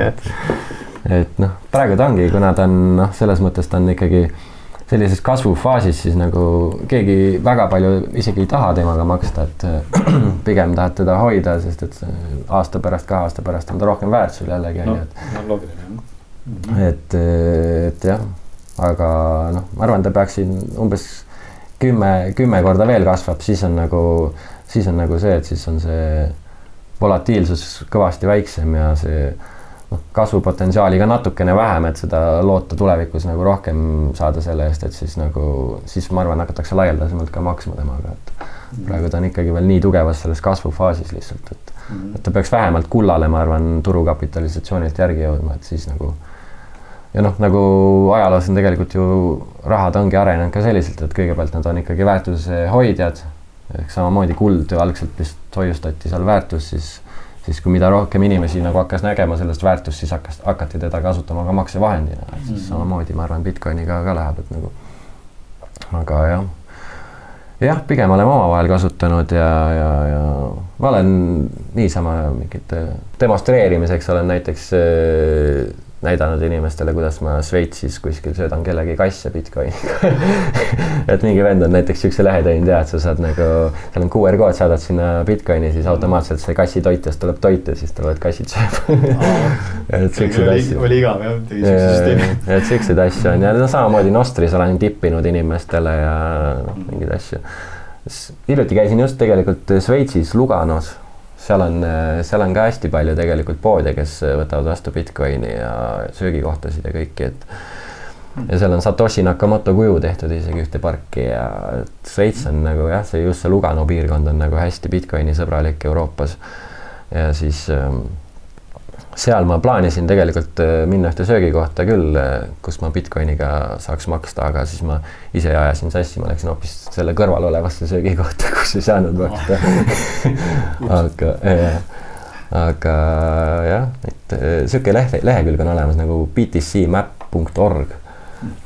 Sealt sa näed kaarti nagu, kus on need kõik kohad, kus sa saad üle maailma Bitcoinis maksta. Noh, päris kõiki seal tõenäoliselt ei ole, aga lisaks saab näiteks liiga lihtne poes saab ka Bitcoiniga maksta raamatute ja asjade eest. No see oleks häbilugu, kui seal ei saaks.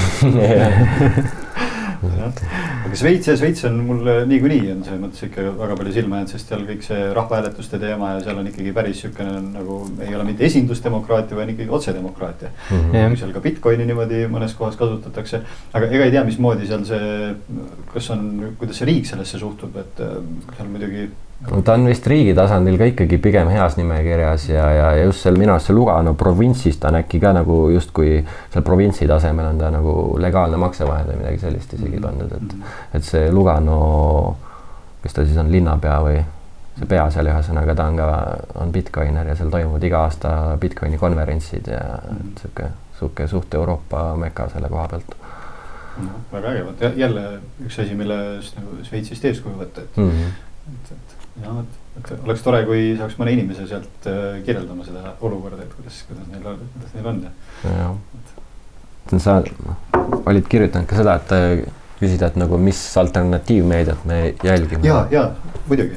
Et noh, mul on see asi, et ega ma pigem ei jälgi peaaegu enam üldse isegi mitte alternatiivmeediat, et nagu alternatiivmeediaga on ka see probleem, et nagu ma arvan, raske on orienteeruda, et kes see siis seda õiget infot jagab ja milline info üldse õige on, et nagu mul nagu on kuidagi läinud see, et ma kunagi alguses on ju lugesid Postimeest ja kõike sellist, siis sa said aru, et see on täielik crap on ju, siis hakkasid igast Telegrami ja alternatiivmeedia mingisuguseid väljaandeid lugema, aga siis lõpuks nagu seal need arvamused ja need asjad läksid nii lahku, et nagu siis tekib ka see probleem, et oot, mis see siis nüüd õige on ja siis ma nagu olen need ka täiesti kõrvale visanud ja siis mõtlen hästi pikalt, ma olen puhtalt ainult Twitterile toetunud, sest ma olen nagu Twitteris ka eemaldan nagu iga kord, kui ma vaatan, et mingi vend postitab mingit sellist crap'i, mis minuga ei resoneeru kuidagi, siis ma lihtsalt unfollow ta ja siis vaatan edasi, sest mul ongi hästi palju on lihtsalt Bitcoineid, keda ma jälgin, aga nad ei räägi ainult seal Bitcoinist, nad räägivad igast muudest teemadest, toitumisest, kõigest muust ka ja siis mul nagu hästi palju olen sealt infot kogunud, aga noh, mõtlen viimasel on Twitter ka selles suhtes alla käinud, et ainult USA poliitika on seal ja seda ma ei jõua ka jälgida, et siis nagu pigem viimasel ei jälgigi midagi, et ainult mõtlen Nostrisse lähed jälle, siis sealt saab jälle mingit sellist huvitavat teise nurga infot, aga jah, pigem nagu, ma ei tea, rohkem toetun intuitsioonile ja kõigele sellele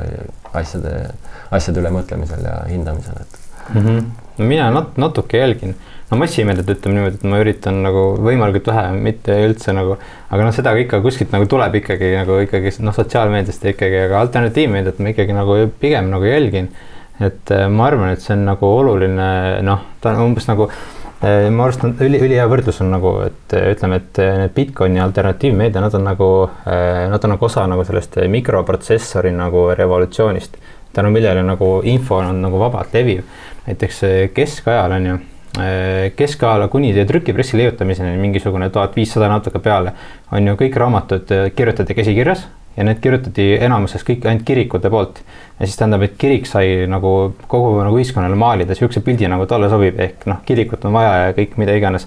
Aga siis, kui trükipress leiutati, see levima hakkas, siis tähendab, et hakkas ka info levima. Ja põhimõtteliselt noh, nii nagu mina näen, et siis põhimõtteliselt trükipress nagu lammutas kiriku mõjuvõimu ja see, mis praegu toimub, nagu on sama asi, toimub nagu mikroprotsessoriga, et mikroprotsessor nagu on hakanud lammutama seda riigi mõjuvõimu. Me näeme küll, et nagu see riik üritab nagu vastu punnida sellele igat pidi ikkagi, aga siin on nagu ikkagi see teine maailm nagu kõrval nagu ehitumas nagu järjest, et noh, see ja Bitcoin ja see alternatiivmeedia on nagu selle osa. Ja väga hea võrdlus, et noh, tõesti pidevalt toimub areng, aga see areng on, noh, võib öelda, et meid orjastatakse ja kontrollitakse pidevalt, aga samas toimub ka niisugune vabanemine, et need, kes tahavad, nendel on ikkagi võimalus kuidagi isekeskis ka oma süsteemi ehitada. Jah, praegu on veel niisugune, et ongi nagu kaks süsteemi nagu omavahel nagu võitlevad natukene, et see vana süsteem nagu üritab oma seda nagu noh, võimu hoida, aga samas see uus nagu tekib järjest rohkem kõrvale, nii et see on nagu niisugune nagu noh, võidujooks justkui. Jah. No peaasi, et see teine pool ei hakka mingisuguseid lollusi tegema, lihtsalt vett peale ei tõmba kogu sellele süsteemile, et kui nad saavad aru, et neil enam mingit võimalust ei ole, siis siis noh, ma ei tea, mis neile võib pähe tulla, mis nad teevad. Ei tea jah. Tundub, et praegu ongi lihtsalt see, et nagu informatsiooni keegi peatada ei saa, siis nagu üritatakse lihtsalt lämmatada, et nagu loobitakse nii palju enda mingit informatsiooni peale, et see lihtsalt muu info sinuni ei jõuaks, aga nagu kuskilt kivi alt see ikka lõpuks leitakse üles ja et seda küll jah. Aga ma tahaks tegelikult ise küsida ka, et mis teemad sulle kõige rohkem paeluvad praegu üldse mingi just vandenõu teemade või nagu selle poole pealt või alternatiivmeedia koha pealt? Jah, ega selles mõttes, et praegu on nagu läinud hästi Eesti keskseks, sest kõigepealt oli meil natuke aega tagasi see fosforiidi teema, eks ju, taheti meil siin, või siiamaani ilmselt tahetakse meil maapõu tühjaks tõmmata, eks ju, nüüd on see tuulikute jant lahti läinud, et tahetakse meil need ventilaatoreid ja mutipeletajaid siia terve õu täis panna nii-öelda. Et ega nendele globaalsete teemadele ei olegi jõudnud nagu väga viimasel ajal keskenduda. Aga muidu see, mis seal nagu Trump ja Musk teevad, noh, see on nagu põnev, et noh, mul samamoodi Muski koha pealt on nagu päris palju küsimusi, et esiteks see Neuralink ja üldse, mis taustaga ta on ja kõik need teemad. Ja muidugi, kuhu ma ise nagu näen, et kuhu seda ühiskonda järjest nagu rohkem suunatakse, on see 15 minuti linna teema, et ikkagi noh, saaks võimalikult palju inimesed maalt minema kuskile linna, kuskile keskkonda, kus neil on siis CBDC, eks ju, et noh, Bitcoinist siis vist rääkimata, et ei ole seda võimalustki, et seda kasutada, et kui sa Bitcoini kasutad, siis sul sotsiaalse krediidi skoor kohe langeb ja on korras. Et selles mõttes ma nagu jah, ei oskagi nagu mingit sükest peamist suuremat teemat nagu välja tuua, mis praegu on, et kõik need teemad on ju tegelikult üks ja see sama teema, et ikkagi üritatakse seda inimkonda kuskile poole suunata, kuhu mingid Klaus Schwabid ja sellised tüübid tahavad. Et eks ei oma midagi, ei ole õnnelik. Klaus Schwab oli vist tagasi astunud. Nüüd jätta juba. Kuuldi ka. No võt ei tea. Lõi põnnama äkki. Või on see mingi kaval lükka, me tegelikult ei tea, mis taustal toimub. Ei tea, jah. Sest ega Klaus Schwab ka ilmselt ei otsusta midagi, et ma arvan, et need tüübid, kes seal päriselt midagi otsustavad, need on väga varjus. Neid me ei näe. Aga Telegrami mainisite, siis ma tean, et Hando Tõnumaa on ka krüpto või noh, mitte krüpto, vaid Bitcoiniga halvasti tegada siis suhtlus. Olete temaga ka rääkinud? Käisime eelmine august, käisime tema podcastis või seal. No seal oli suhteliselt lühike, meil palju see oli pool tundi või? Pool tundi vist rääkisime. Aga nende platvormi minu teada saab Bitcoinist toetada. Jah, minu arust on küll, jah. Üks koht ikkagi Eestis on, kust saab. Ja kusjuures Bitcoini algusaegadel oli see, et kui Wikileaks tuli, siis oli ka see teema õhus, et Wikileaksi võiks võtta nagu toetusi Bitcoinis, aga siis nad vist ei teinud seda ja siis oligi see point, et lihtsalt, et kuna siis oli Bitcoini alguses, et siis oleks Bitcoini olnud üsna lihtne nagu ära tappa. Ja kui oleks Wikileaks tulnud kohe esimese asjana Bitcoini ühte mesti, siis oleks võib-olla nagu kohe maha surutud see asi. Jah, kusjuures Satoshi ise postitas sellest sinna oma krüptograafia foorumisse, et see võrk, see oli mingisugune 2 aastat pärast see võrgu loomist või isegi vähem. Ja siis Satoshi ise kirjutas, et Wikileaks, et ära võta neid annetusi vastu Bitcoinist, sest see võrk on lihtsalt nii väike veel, et muidu tõmbab lihtsalt liiga palju tähelepanu sellele võrgule. Et oligi, et lasti nagu taustal kasvada tal piisavalt suureks ja siis noh, esimene suurem vist jah, kasutuskoht oligi see Silk Road on ju, et kusjuures selle Silk Roadi looja sai nüüd välja, Trump nii-öelda siis andis talle amnestia või kuidas seda öeldakse, et jah, mis oli ka tegelikult lihtsalt vaba nii-öelda turuplats või nii-öelda internetis on ju, kus sa võid tegelikult müüa mida iganes, aga noh, loomulikult kuna ta oli selline hästi privaatne kuskil dark webis, siis sinna kogunesid igasugused narkootikumide müüjad ja kõige illegaalse müüjad ja siis tehtigi selle Ross Ulbrichtiga justkui nagu näidispoomine, et püüti ta kinni ja siis, et näidati, et nii ei tohi teha. No siin Eesti uudistes on ka ikkagi mitu korda on läbi käinud, et ikkagi see, noh, kogu see Bitcoini teema on ikkagi mingisugune terrorismi rahastamiseks välja töötatud ja siuke asi, et see on jah, et Bitcoin on kurjategijate raha, nii öeldakse, siuke argument on, aga no enamus kurjategijad kasutavad ikkagi dollareid ja eurosid. No vaataks, siis tuleb dollar ka ära keelata või rohkem reguleerida, jah? ja noh, nagu ma ütlesin, see teine süsteem on see, millega üritatakse peidistada, et see kliima, vaata nüüd Bitcoini kaevandatakse. Jah, võtab palju energiat. Ja just, aga kuidas te üldse suhtute sellest? CO2 on väga ohtlik asi ja on meil inimtekkeline kliima soojenemine? Ei, no inimtegevus mõjutab seda mingil määral kindlasti, aga see, et on esiteks ainuke mõjutaja ja teiseks, et sellest tuleb mingisugune katastroof, no ma ei tea, see on ka siuke suht muinasjutt ikkagi minu arust. Ma nagu mõtlen ka kogu aeg sellest, kui sellest räägitakse ja siis vahepeal oli mingi teema veel, et juba vist BlackRock isegi rahastas mingid seda CO püüdmise mingid jaamad ja nagu asjad ja see nagu, ma nagu olen 2 käega peast kinni, sõidad ringi, vaatad, metsad võetakse maha, midagi asemele ei panda, et nagu kuigi taimed ja metsad ja kõik see on ju see tegelikult, mis seda CO2 püüab ja seob, et nagu sellest ei räägita absoluutselt nagu metsad rahaks. CO2-ga siis paneme maksud peale, hakkame CO2 eest maksu võtma nagu mingi nagu see maks midagi parandaks või nagu mida see muudab, on ju. No vaat just ongi see nii tagurpidi loogika, eks no, Bill Gatesin isegi ütles ju, et puud köhivad, et CO2 on nii palju, et puud juba hakkavad väljutanud CO2, et puud tuleb maha võtta maa alla, mis asja. See täitsa nagu müstika. Ja oligi sööki jutt, ma lugesin artikli 3 korda läbi, et ma saan ikka aru ei saa nagu, et peab olema midagi mäda. See on jah midagi väga tagurpidi sellele ja nii hästi on suudetud nagu ajud ära pesta, et nagu nii palju inimesi on sellega kaasa läinud ja propageerivad seda mõtteviisi, et umbes CO2 on nii paha ja noh, Bitcoiniga jah, näiteks Elon Musk ju oligi, ta algus võttis Teslat võisid ka Bitcoiniga osta ja siis tema argument oligi see, et senikaua ta Bitcoini makseid ei taasta, kuni Bitcoinile läinud mingile kas siis ongi teistsugusele kaevandamisalgoritmile, mis ei kasuta enam nii palju energiat või et seda CO2 nagu vähendada või et ta peaks rohelisem energia olema, mida kasutatakse, aga noh, tänaseks on juba tegelikult Bitcoini, või ta isegi vist ütles selle välja, et 50% peaks vähemalt olema roheallikatest nagu energiat, mida Bitcoini kaevandamises kasutatakse ja tänaseks on see kuskil vist 60% juures juba või rohkem, et nagu ja noh, Bitcoini kaevandamine tegelikult aitabki kaasa veel just igasuguse rohelisema energia tootmisele, et nagu kuna roheline energia on nagu hüdroenergia ja kõik see on tegelikult kõige odavam energia ja tihti ta on muidugi sellises kohas, kus nagu muul viisil on teda nagu väga ebaotstarbekas toota, et seal on näiteks mingi võib-olla ainult üks väike küla juures, kes seda energiat ära ei tarbigi nii palju, et siis on nagu tegelikult, sa paned sinna generaatori, paned Bitcoini kaevandajat, esiteks saab see küla energia, siis sa kaevandad veel Bitcoini ja siis seda raha, mis sa sealt saad investeerida edasi kuskile, kas või ehitad seda taristut, et seda elektrit sealt kaugemale viia ja kõik see pool. Aafrikas on järjest rohkem külasid, kus ainult tänu Bitcoinil ongi elekter praegu. Ja nüüd tegi pärast juurde. No need. Väga hea kasu see selle, jah.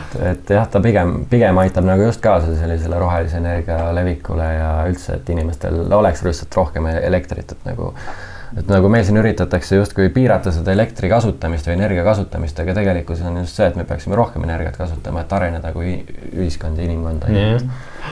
Ja üldse Euroopas siin Saksamaal ju need söe ja tuumajaamad ja mis asjad on nagu maha lammutatud. No tuumajaama lammutamine on midagi minust nagu eriti jabur. See, mis Saksamaal toimus, see oli jah. See on müstika, jah. Seal ju pandigi tuumajaamad, mingi aeg pandi kinni, mingi ports ja siis nüüd, kui kriis tuli, siis avati söejaamad. Ei, vaat ongi, me siin ka oleme arutanud abikaasaga, et tegelikult need inimesed, kes siin reisivad ja need, kes ikkagi autoga sõidavad ja need on ju tegelikult on ju kliimapäästed, et meil ju hapniku ja CO2 on ju rohkem siis, et kõik on ju õiget, et las nad teevad, aga millegipärast jah, need, kes kõige rohkem reisivad ja teevad selliseid asju, need kõige rohkem vinguvad, et oi, et planeet kohe saabub otsa ja me peame siin ikkagi piirama. Need maailma tipp rohepöörajad, kes seal on, neil on kõigil neil on, ma ei tea, villad, eralennukid ja kõik see jutt, et. Jah, täpselt jah. Aga üks asi veel tuli meelde, et COVID ajal oli ka kindlasti Bitcoin ju päris kasuks, et sai ka võib-olla kuidagi siis nagu niimoodi, ma ei tea, maksta anonüümselt võib-olla. Kanadas oli see rekkameeste protest oli. Ja valitsus pani nende pangakontod kinni nende rekkameestele, et inimesed saaks toetada, aga siis kohe tekkis Bitcoinil nagu siin võimalus kohe, et okei, Bitcoiniga saame neid ikkagi edasi toetada. No jälle kasutus. Seal, see oli ka jälle Bitcoini marketing kampaania tegelikult. Et jah, siuksed asjad jah. Ma ei tea, et muus osas, kui palju COVID ajal nagu noh, kindlasti oli neid kohti, kus oli Bitcoinist rohkem kasu. Aga Covidil trükiti hästi palju raha. Siis tuli inflatsioon ja siis oligi see, et kui sa Covidi ajal nagu see rahatrükk pihta hakkas ja siis kohe Bitcoini läksid ja hakkasid Bitcoini ostma, siis sa nagu, siis sa püsisid seal inflatsioonist ees, aga nagu siis oligi see rahatrükk tuli, siis läks aasta või 2 mööda, siis tuli see mega inflatsioon igal pool ja need, kellel Bitcoini ei olnud, need siis ostujõus kaotasid väga palju veel, et see on jah, nagu kahju, et väga paljud inimesed ei saa aru sellest, eks ju, kes see Kaarel Ots vist kuskil selles 3 dokis näitas nagu väga kenasti seda graafikut, et kui palju on siis seda raha juurde trükitud, et see oli kolossaalne ikkagi, eks ju. See on jah, vist on midagi umbes niimoodi, et mingisugune 50% kogu ringluses olevast rahast on loodud viimase 5 aastaga. Kuidagi umbes suurusjärk. Täiesti müstika ja. No, ja siis räägitakse meile siin mingi, noh nüüd enam ei räägita, aga vahepeal räägiti 3%-lisest inflatsioonist, eks ju nüüd 20%, noh tegelikult see inflatsioon on ju isegi ei tea. Seda inflatsiooni, seda mõõdu valemit muudetakse kogu aeg, et kuidas seda arvutada, et ta väiksem paistaks. Kõige õigem on vaadata lihtsalt seda rahavaru suurenemise protsenti. Need on üldjuhul andmed internetist leitavad. Ma tean, et no vaata, meie oleme siin on Euroopa Liidus ja meil on euro. Euro on nagu nende fiat rahade hulgas üks parimaid, on euro, dollar ja frank vist ongi nagu esi3, et need on nagu kõige väiksema inflatsiooniga olnud, aga ütleme, et viimase 50 aasta kogu maailma keskmine inflatsiooniprotsent on olnud 14%. Ehk siis maailma keskmine inimene on pidanud taluma 14% kogu aeg oma seda ostu kahanemist kogu aeg. No, ja siis paned oma raha panka ja saad sealt, meie palju sellest makstakse mingisuguseid. Kui sa paned tähtalase hoiusele, siis sa sealt võib-olla mingi protsendi saad. Jah, no eks, et noh, aga võtangi jah, kuld ja Bitcoin ja sellised asjad, nendega ikkagi kaitsed ära selle inflatsiooni, vähemalt mingil määral, jah.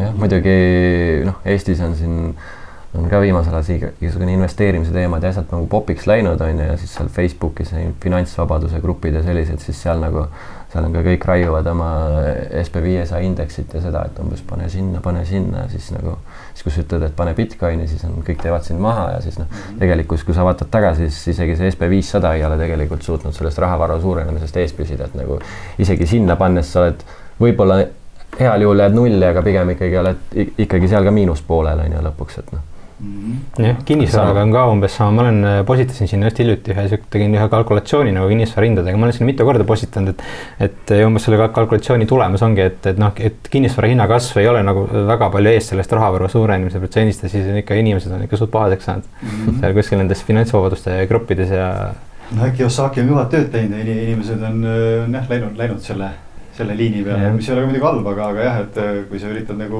reaalseid fakte välja tuua, siis on natuke vastukarva inimesele. On küll, jah. Aga Osaki muidugi, ega ta Bitcoini halvasti küll ei suhtu nii palju. Ta on pigem sõbralik ikkagi, jah. Muutunud, jah. Mingi aeg ta muutus ikka väga bullish Bitcoini suhtes, et kogu aeg oli Bitcoini ja... Ta ikka postitas Twitterisse ka Bitcoinist ikkagi vahepeal päris palju. No jah, siis eks jääbki loota, et sellised suuremad nimed ka teevad seda tööd ja võib-olla jõuab siis eestlaste ajudesse ka lõpuks, et siuke asi on üldse olemas ja kuidas seda kasutada.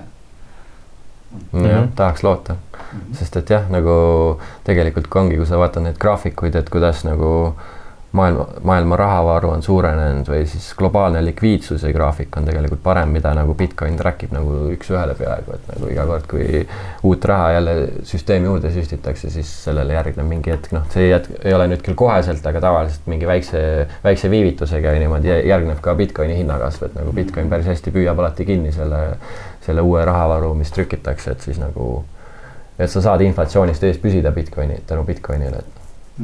Aga jah, muidugi jah, paljud kardavadki Bitcoini puhul just seda, et kuna seal on ikkagi aeg-ajalt on mingisuguseid kus sul aastaga kukub võib-olla 70% see hind, et siis selle põhjal vaadatakse, et see on nagu nii riskantne ja nii hirmus, aga tegelikult on siis point see, et sa võtab 4-5 aastane vaade vähemalt ja kui sa nagu suudad 4 aastat teda hoida, siis ei ole ühtegi inimest, kes on Bitcoini 4-5 aastat hoidnud ja ta kuidagi oleks kahjumisse jäänud. No kullaga on täpselt samamoodi, mina ikkagi kulla hinda jälgin ja seal on ka nii hästi näha, kuidas lähebki, et mingisuguse ümmarguse numbrini, ma ei tea, läheb seal mingi 1800 peale ja siis hopsti tuleb kohe alla mingisugune 100 või rohkem, eks ju, ja siis jälle natuke aega on seal all ja siis see tipp on juba saavutatud, sellest läheb jälle üles järgmise mingisuguse ümmarguse numbri peale jälle tuleb alla niimoodi, et see aga kui sa hakkad paanitsema iga selle koha peale, et oi, et nüüd ma kaotan kõik, siis tuleb nagu rahu säilitada. lõpuks taandub see nagu lihtsam matemaatikani, et kuna Bitcoini ei saa juurde luua, aga kõike muud saab, siis kõik muu läheb Bitcoinis arvestatuna odavamaks. Ja seda praegu näha ka juba. Jah, aga nii ongi, et mitte siis nagu hinnad ei lähe kallimaks, vaid raha läheb odavamaks. Jah, fiat süsteemis on küll nii, jah. Aga ütleme, et kui me jõuame Bitcoini nagu standardini, siis on just niimoodi, et hinnad ikka ajapikku lähevad järjest alla kogu aeg, sest meil on kõike on aina lihtsam toota, tehnoloogia areneb, me saame kõike aina kiiremini lihtsamini toota. Aga nüüd see arvutusühik, kui seda ei saa juurde luua, siis ongi niimoodi, et hinnad hakkavad langema lihtsalt. No selle tootmisega ka muidugi, see on natukene teine teema, eks, aga tänapäeval meil ju tehakse asjad selle eesmärgiga, et nad katki läheks, eks.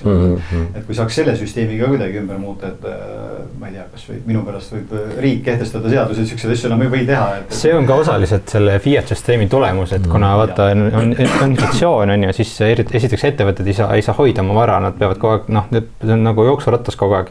Ja siis on see ka veel, et kuna sul ei ole võimalik säästa, siis inimestel kaob see tuleviku perspektiiv ära. Ja siis ongi niimoodi, et mõeldakse ainult hetkele ja siis siit tuleb kohe see ka, et okei, et üritame praegu võimalikult palju kasumit teenida lihtsalt.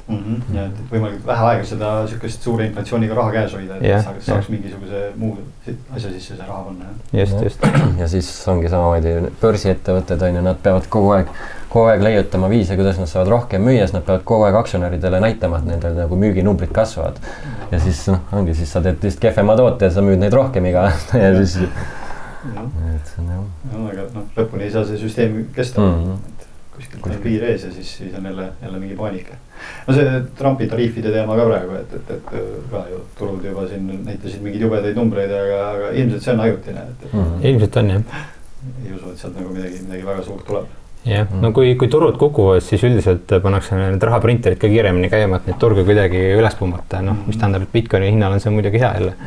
Jah, reaalsed väärtused jälle kasvavad. Jah, mingi jutt, mida räägiti, oli see, et umbes, et Trump üritab aktsiaturud alla lüüa, et siis sellega saada keskpanga intresse jälle madalamale, et siis peab keskpank ka reageerima ja siin alguses üldse võlakirja intresse, siis alguses, kui need tariifiteemad siin olid, siis eelmine nädal isegi korraks vist see 30 aasta või 10 aasta intress isegi langes natukene, siis nagu korraks oli kõigil see, et see umbes toimib.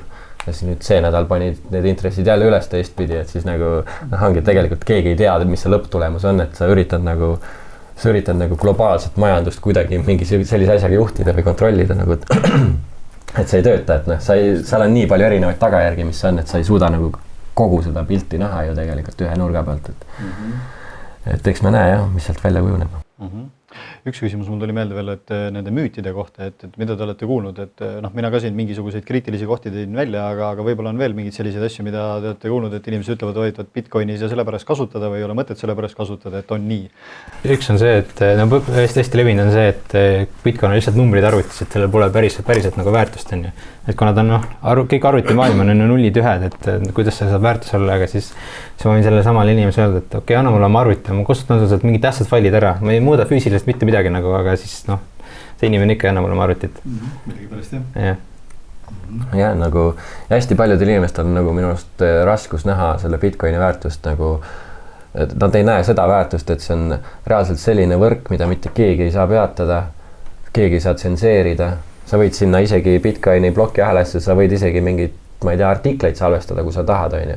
Sa maksad küll võib-olla ülekandetasudeks rohkem, aga sa saad selle sinna salvestada ja see on igaveseks seal, et nagu keegi ei saa sellest aru, et see on nagu, et sa saadki väärtust liigutada ükskõik kuhu maailma otsa, ilma et seda keegi peatada saaks. Minu arust see on nagu väga-väga suur väärtus,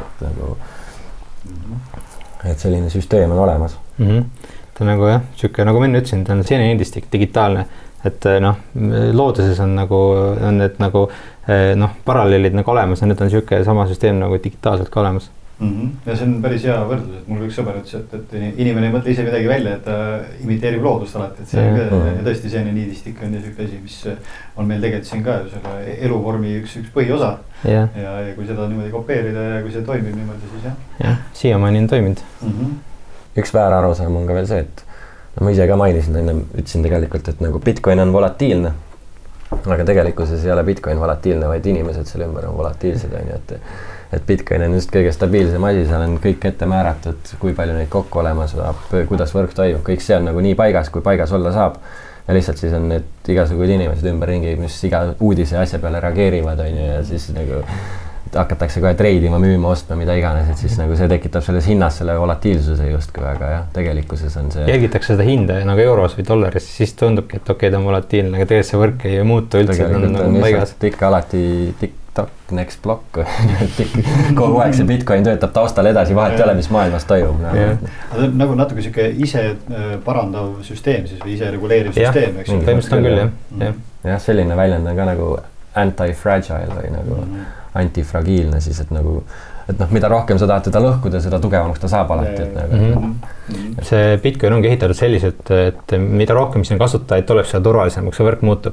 Aga siis tekib siuke huvitav nagu lumepalli efekt, et okei, et kui see tuleb rohkem kasutajaid juurde, võrk muutub turvalisemaks, aga see tõmbab omakorda veel rohkem kasutajaid juurde, siis see muutub jälle veel turvalisemaks ja siis niimoodi ta lihtsalt kasvab.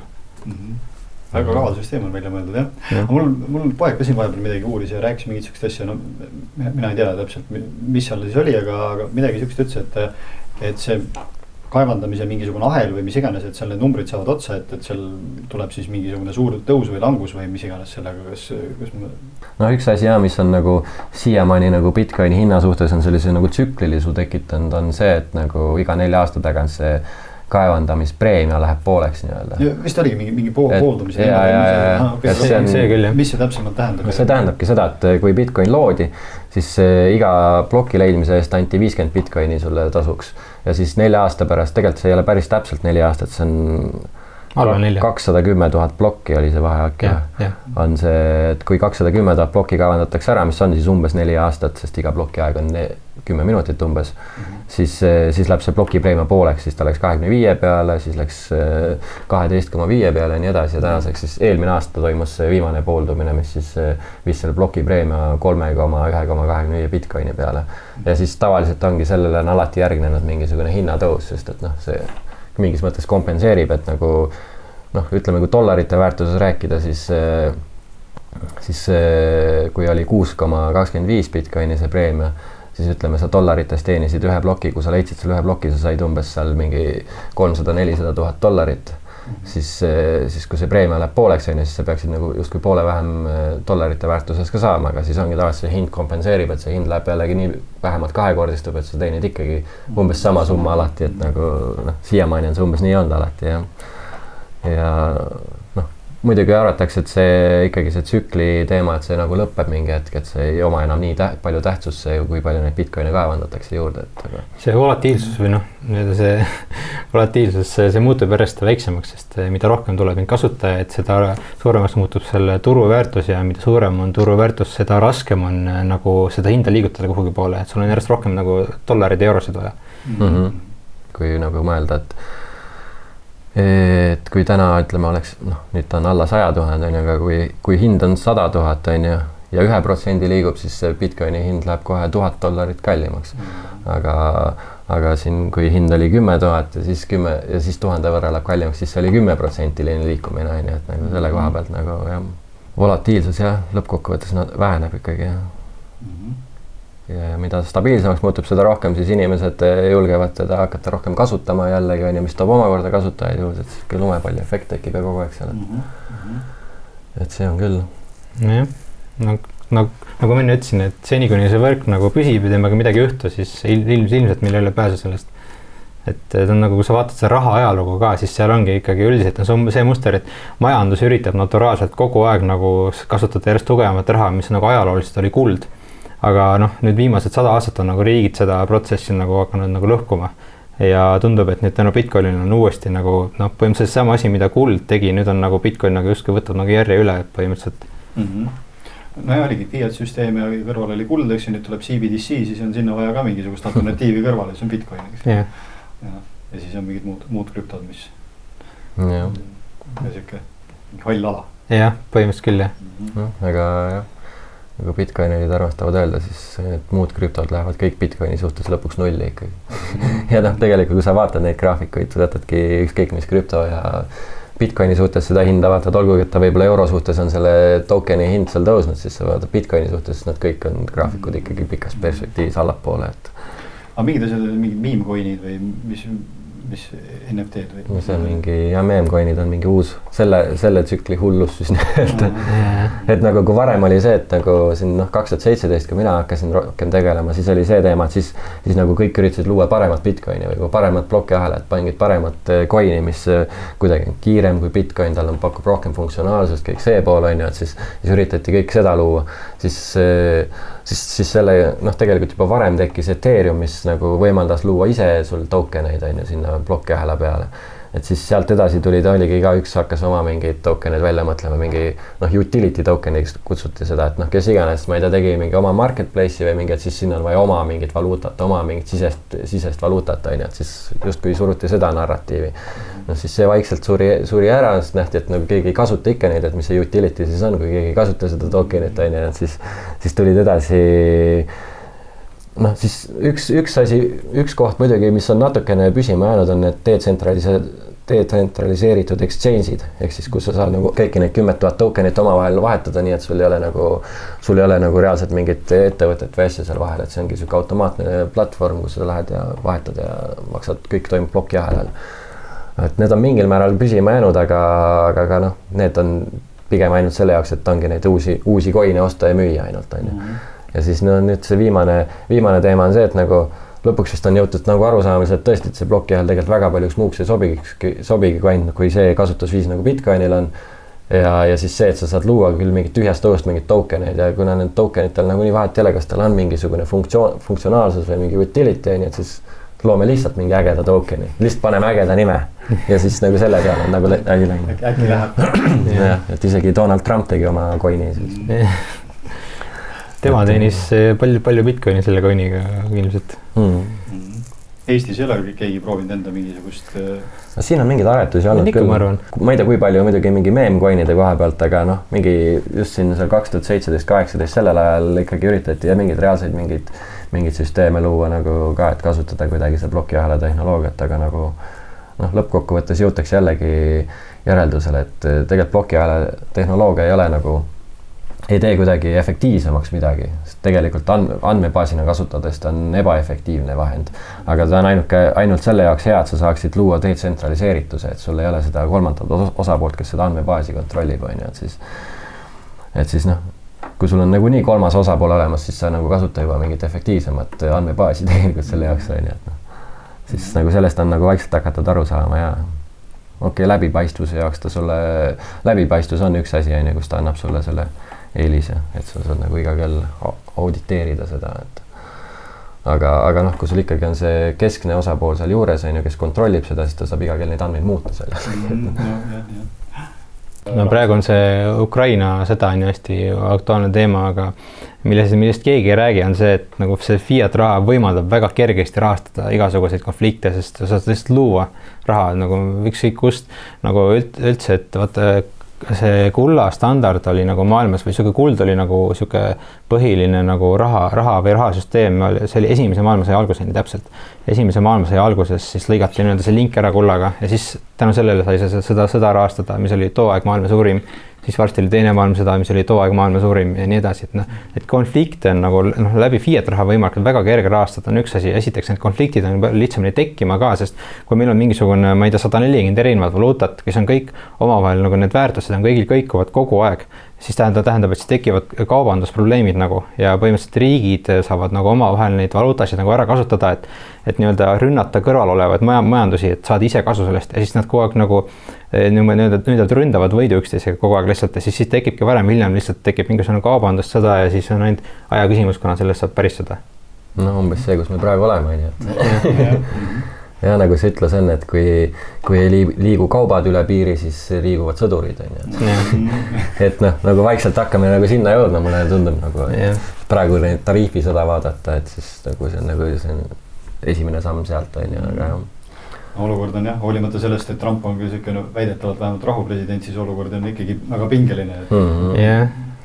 No see tariifid on nagu, see on nagu lihtsalt klassikaline kaubanduse piiramine ja sa võid nagu lühikeses määras midagi kasu saada sealt, aga pikas perspektiivis on ikka see, et kaubanduse piiramine saab mitte kuidagi majandusele hea olla ikkagi lõpuks.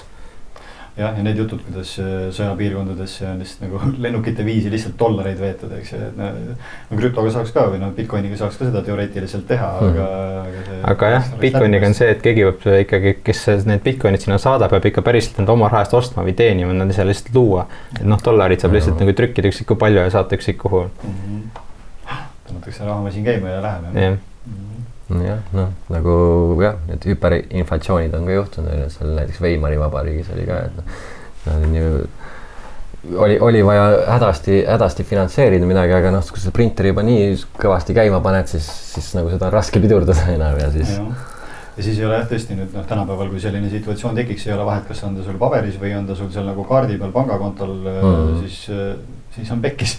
Aga jah, Bitcoiniga ja füüsilise mingisuguse metalliga päästad ennast ikkagi ära sellest. Mingi varaga, mille kogus on piiratud siis. Ja suurem tõenäosus on see, et tuleb hüperinflatsiooni olukord kui see, et meil siin täiesti nagu pimedaks läheb. Pigem küll.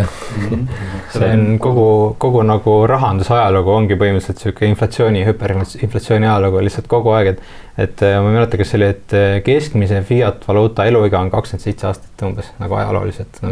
Praegu euro vist ongi umbes 27 aastat vist, midagi seal kandis kuskil. Jah, ja reservvaluuta nagu täna on dollar, nende eluiga on natuke üle 100 aasta vist olnud või? Või nagu jah, et oligi ju see UK nael oli kunagi, siis oli Hollandi kulden oli enne seda vist ja kõik neil on umbes 100 aastat on vastu pidanud. Siis... Aga ikkagi need nagu, no praegu on USA dollar on reservvaluuta on olnud üle 100 aasta või no tähendab, see on teise maailmasõja algusest olnud alla 100 siis. Aga dollar on eksisteerinud ise ikkagi mingi mitusada aastat juba ja selle mitmesaja aasta jooksul on ta ikkagi kaotanud 99, midagi protsenti. 99. Jah, nii et noh, okei, ta eksisteerib, aga ta on ikka surnud ikkagi. No jah, lihtsalt mingi usk on sellesse säilinud, et noh, kui nad on dollarid, siis tal peab olema mingisugune makse või ostujõud, tegelikult ei ole. Et see noh, ja kui see läheb, siis ta läheb ju niimoodi, et see on põhimõtteliselt päeva pealt. Jah, see inflatsioon on üldiselt kiirenev protsess ikkagi. See hüperinflatsioon võib tulla nagu hästi kiiresti. Ja väga ette ennustamata. Jah, põhimõtteliselt küll, jah. Ja siin raamatus oli kusjuures.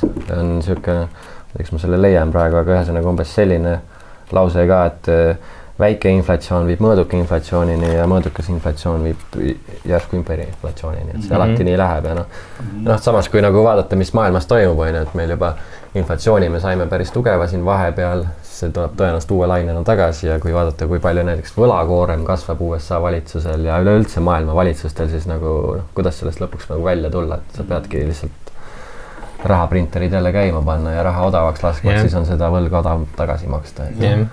Sina saad oma selle võlakoormast saad lahti, aga rahvas on selle arvelt täielikult vaesunud. Ja lõpuks käib üks suur pauk lihtsalt. Hakkab kõik otsast jälle. Praegu on juba see, et kõik maailma võlad pankadele, see summa on mingisugune 3-4 korda suurem kui kogu raha, mis üldse ringluses on. Nii et noh. See on jälle selline huvitav asi, mille peale inimesed võib-olla ei mõtle, et kõik riigid on võlgu, aga ei ole ju teistele riikidele, Eesti ei ole, ma ei tea, Saksamaale võlgu, Saksamaa ei ole, ma ei tea, Ameerikale võlgu, et kellele nad kõik võlgu on siis, kus see raha tuleb, et see peaks juba nagu küsimusi tekitama. Pangad ja kes pangad, jah. Jah, Tšekal Islandil see vastu võeti üle 100 aasta tagasi, see Föderaalreservi süsteemi. Jah. Muidku trükivad. Jah, see Föderaalreserv on selles suhtes ka huvitav teema jälle, et nagu ta ei ole ju tegelikult riigikontrolli all, ta on täiesti eraldiseisev organisatsioon ja sellepärast oligi nüüd, kui Trump võimule sai, siis oli ka ju üks intervjueerija küsis ka Powelli käest, et kui Trump ütleb, et sa pead tagasi astuma, kas sa astud või? Ei astu. Keskele kontrollib. Euroopa Keskpank on tegelikult täpselt samamoodi, et kui selle seadust lugeda, siis ka, et ega Euroopa Parlament ega Euroopa Komisjon ei saa seal üldse nagu sõna sekka, samamoodi toimetavad. Jah, kõik valitsused ikkagi on ju sõltuvad pankadest nagu sellest värskest rahast, mis pankadest luuakse ennast laenudest, et siis nagu noh, põhimõtteliselt ikkagi nagu selles võimupüramiidis hierarhias pangad on kõrgemal kui ikkagi valitsused. Et noh, valitsused toimetavad ikkagi pankade järgi. Jah, riik riigis ja jagab käske, jah. Ja Eesti Panga seadust lugesin samamoodi kunagi, seal oli täpselt sama, et jah, neil on mingisugune aruandluskohustus Riigikogule, noh, pangal siis, eks ju, aga rohkem mitte midagi. võid ju aru anda, et teeme väiti, aga mis te teete siis? Nagu öeldakse follow the money, et sealt, kus raha tuleb, seal on ka võim. Jah, täpselt. Siis võib nii mõelda ka, et nagu just ennem oli sellest kiriku ja riigi teemast jutt, et siis tegelikult oligi, et kui varem oli võim kiriku käes, siis tegelikult see võim ei läinudki riikide kätte, vaid pigem pankade kätte, ja nüüd siis Bitcoin võtab selle pankade käest ära selle võimu lõpuks. Jah, uus kirik on see pank siis. Aga mis te arvate, nagu kui nüüd täiesti nagu teemast välja minna, et mõttes, kui need inimesed, kes seal üleval on, ükskõik kui palju neid seal on ja ükskõik kes nad siis on, aga kui nad suudavad ise raha trükkida niimoodi, siis ilmselgelt kõiki seda mängu nad ju raha pärast ei mängi, sest trükid palju tahad, siis mis see eesmärk neil siis on või kuhu nad nagu tahavad seda maailma suunata? Ma ei tea, see on just keeruline.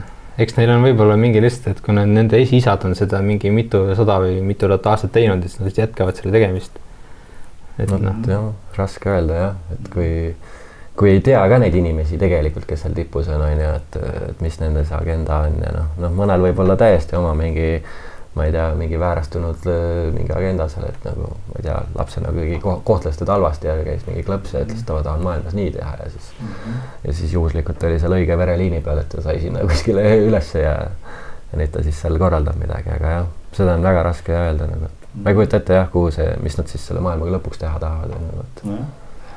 Sellega ma olen küll täitsa nõus, et nagu pärandatakse edasi suur korporatsioon nagu põlvest põlve, et täpselt sama süsteem tundub. Seda süsteemi jah, ka pärandatakse edasi. On siuke, et me muud moodi ei oskagi, nii käib ja kui sa vaatad igasugused mingid salaühingud ja asjad, kus nad teevad oma mingeid riitusi ja inimesi nagu niimoodi koolitavad välja seal, siis ei olegi midagi imestada, et see süsteem niimoodi töötab.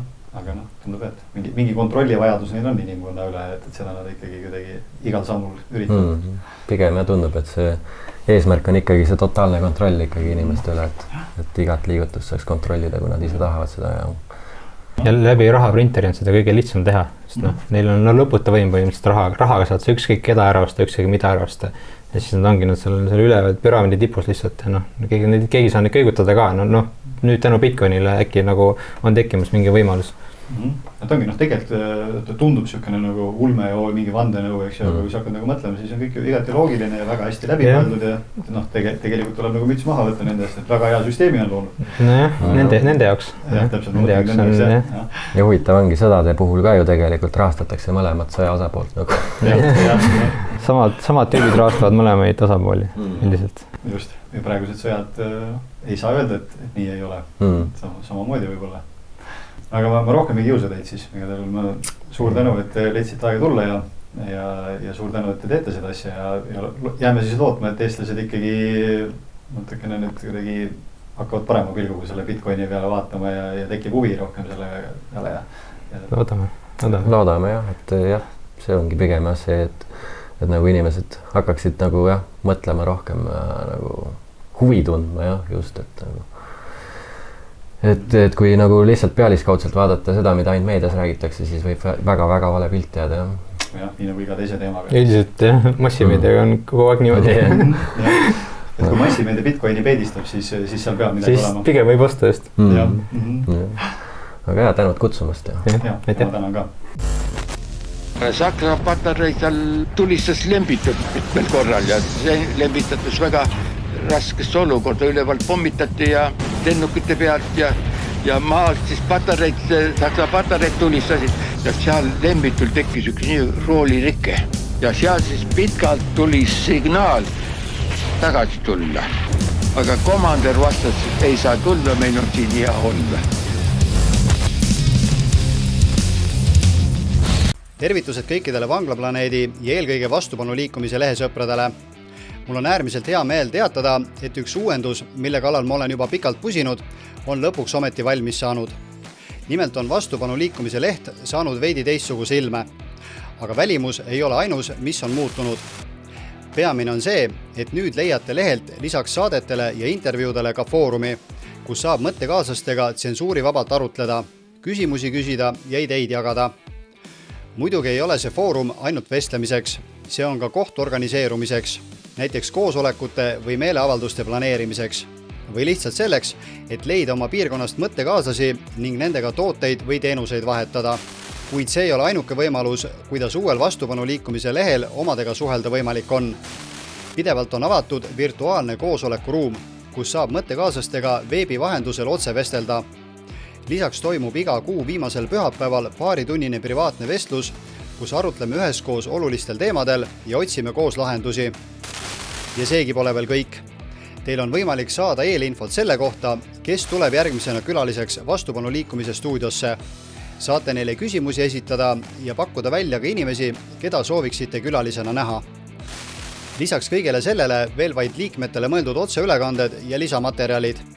Nii et kui soovite Vanglaplaneedi portaali tegemise toetada ja te ei ole veel Vastupanu liikumise lehe kasutaja, siis valige endale meelepärane pakett ning liituge Vastupanu liikumisega. Ja muidugi suurimad tänud kõigile neile, kes on Vanglaplaneedi portaalile toeks olnud ja tänu kellele eestlaste vastupanu vaim aina kasvab.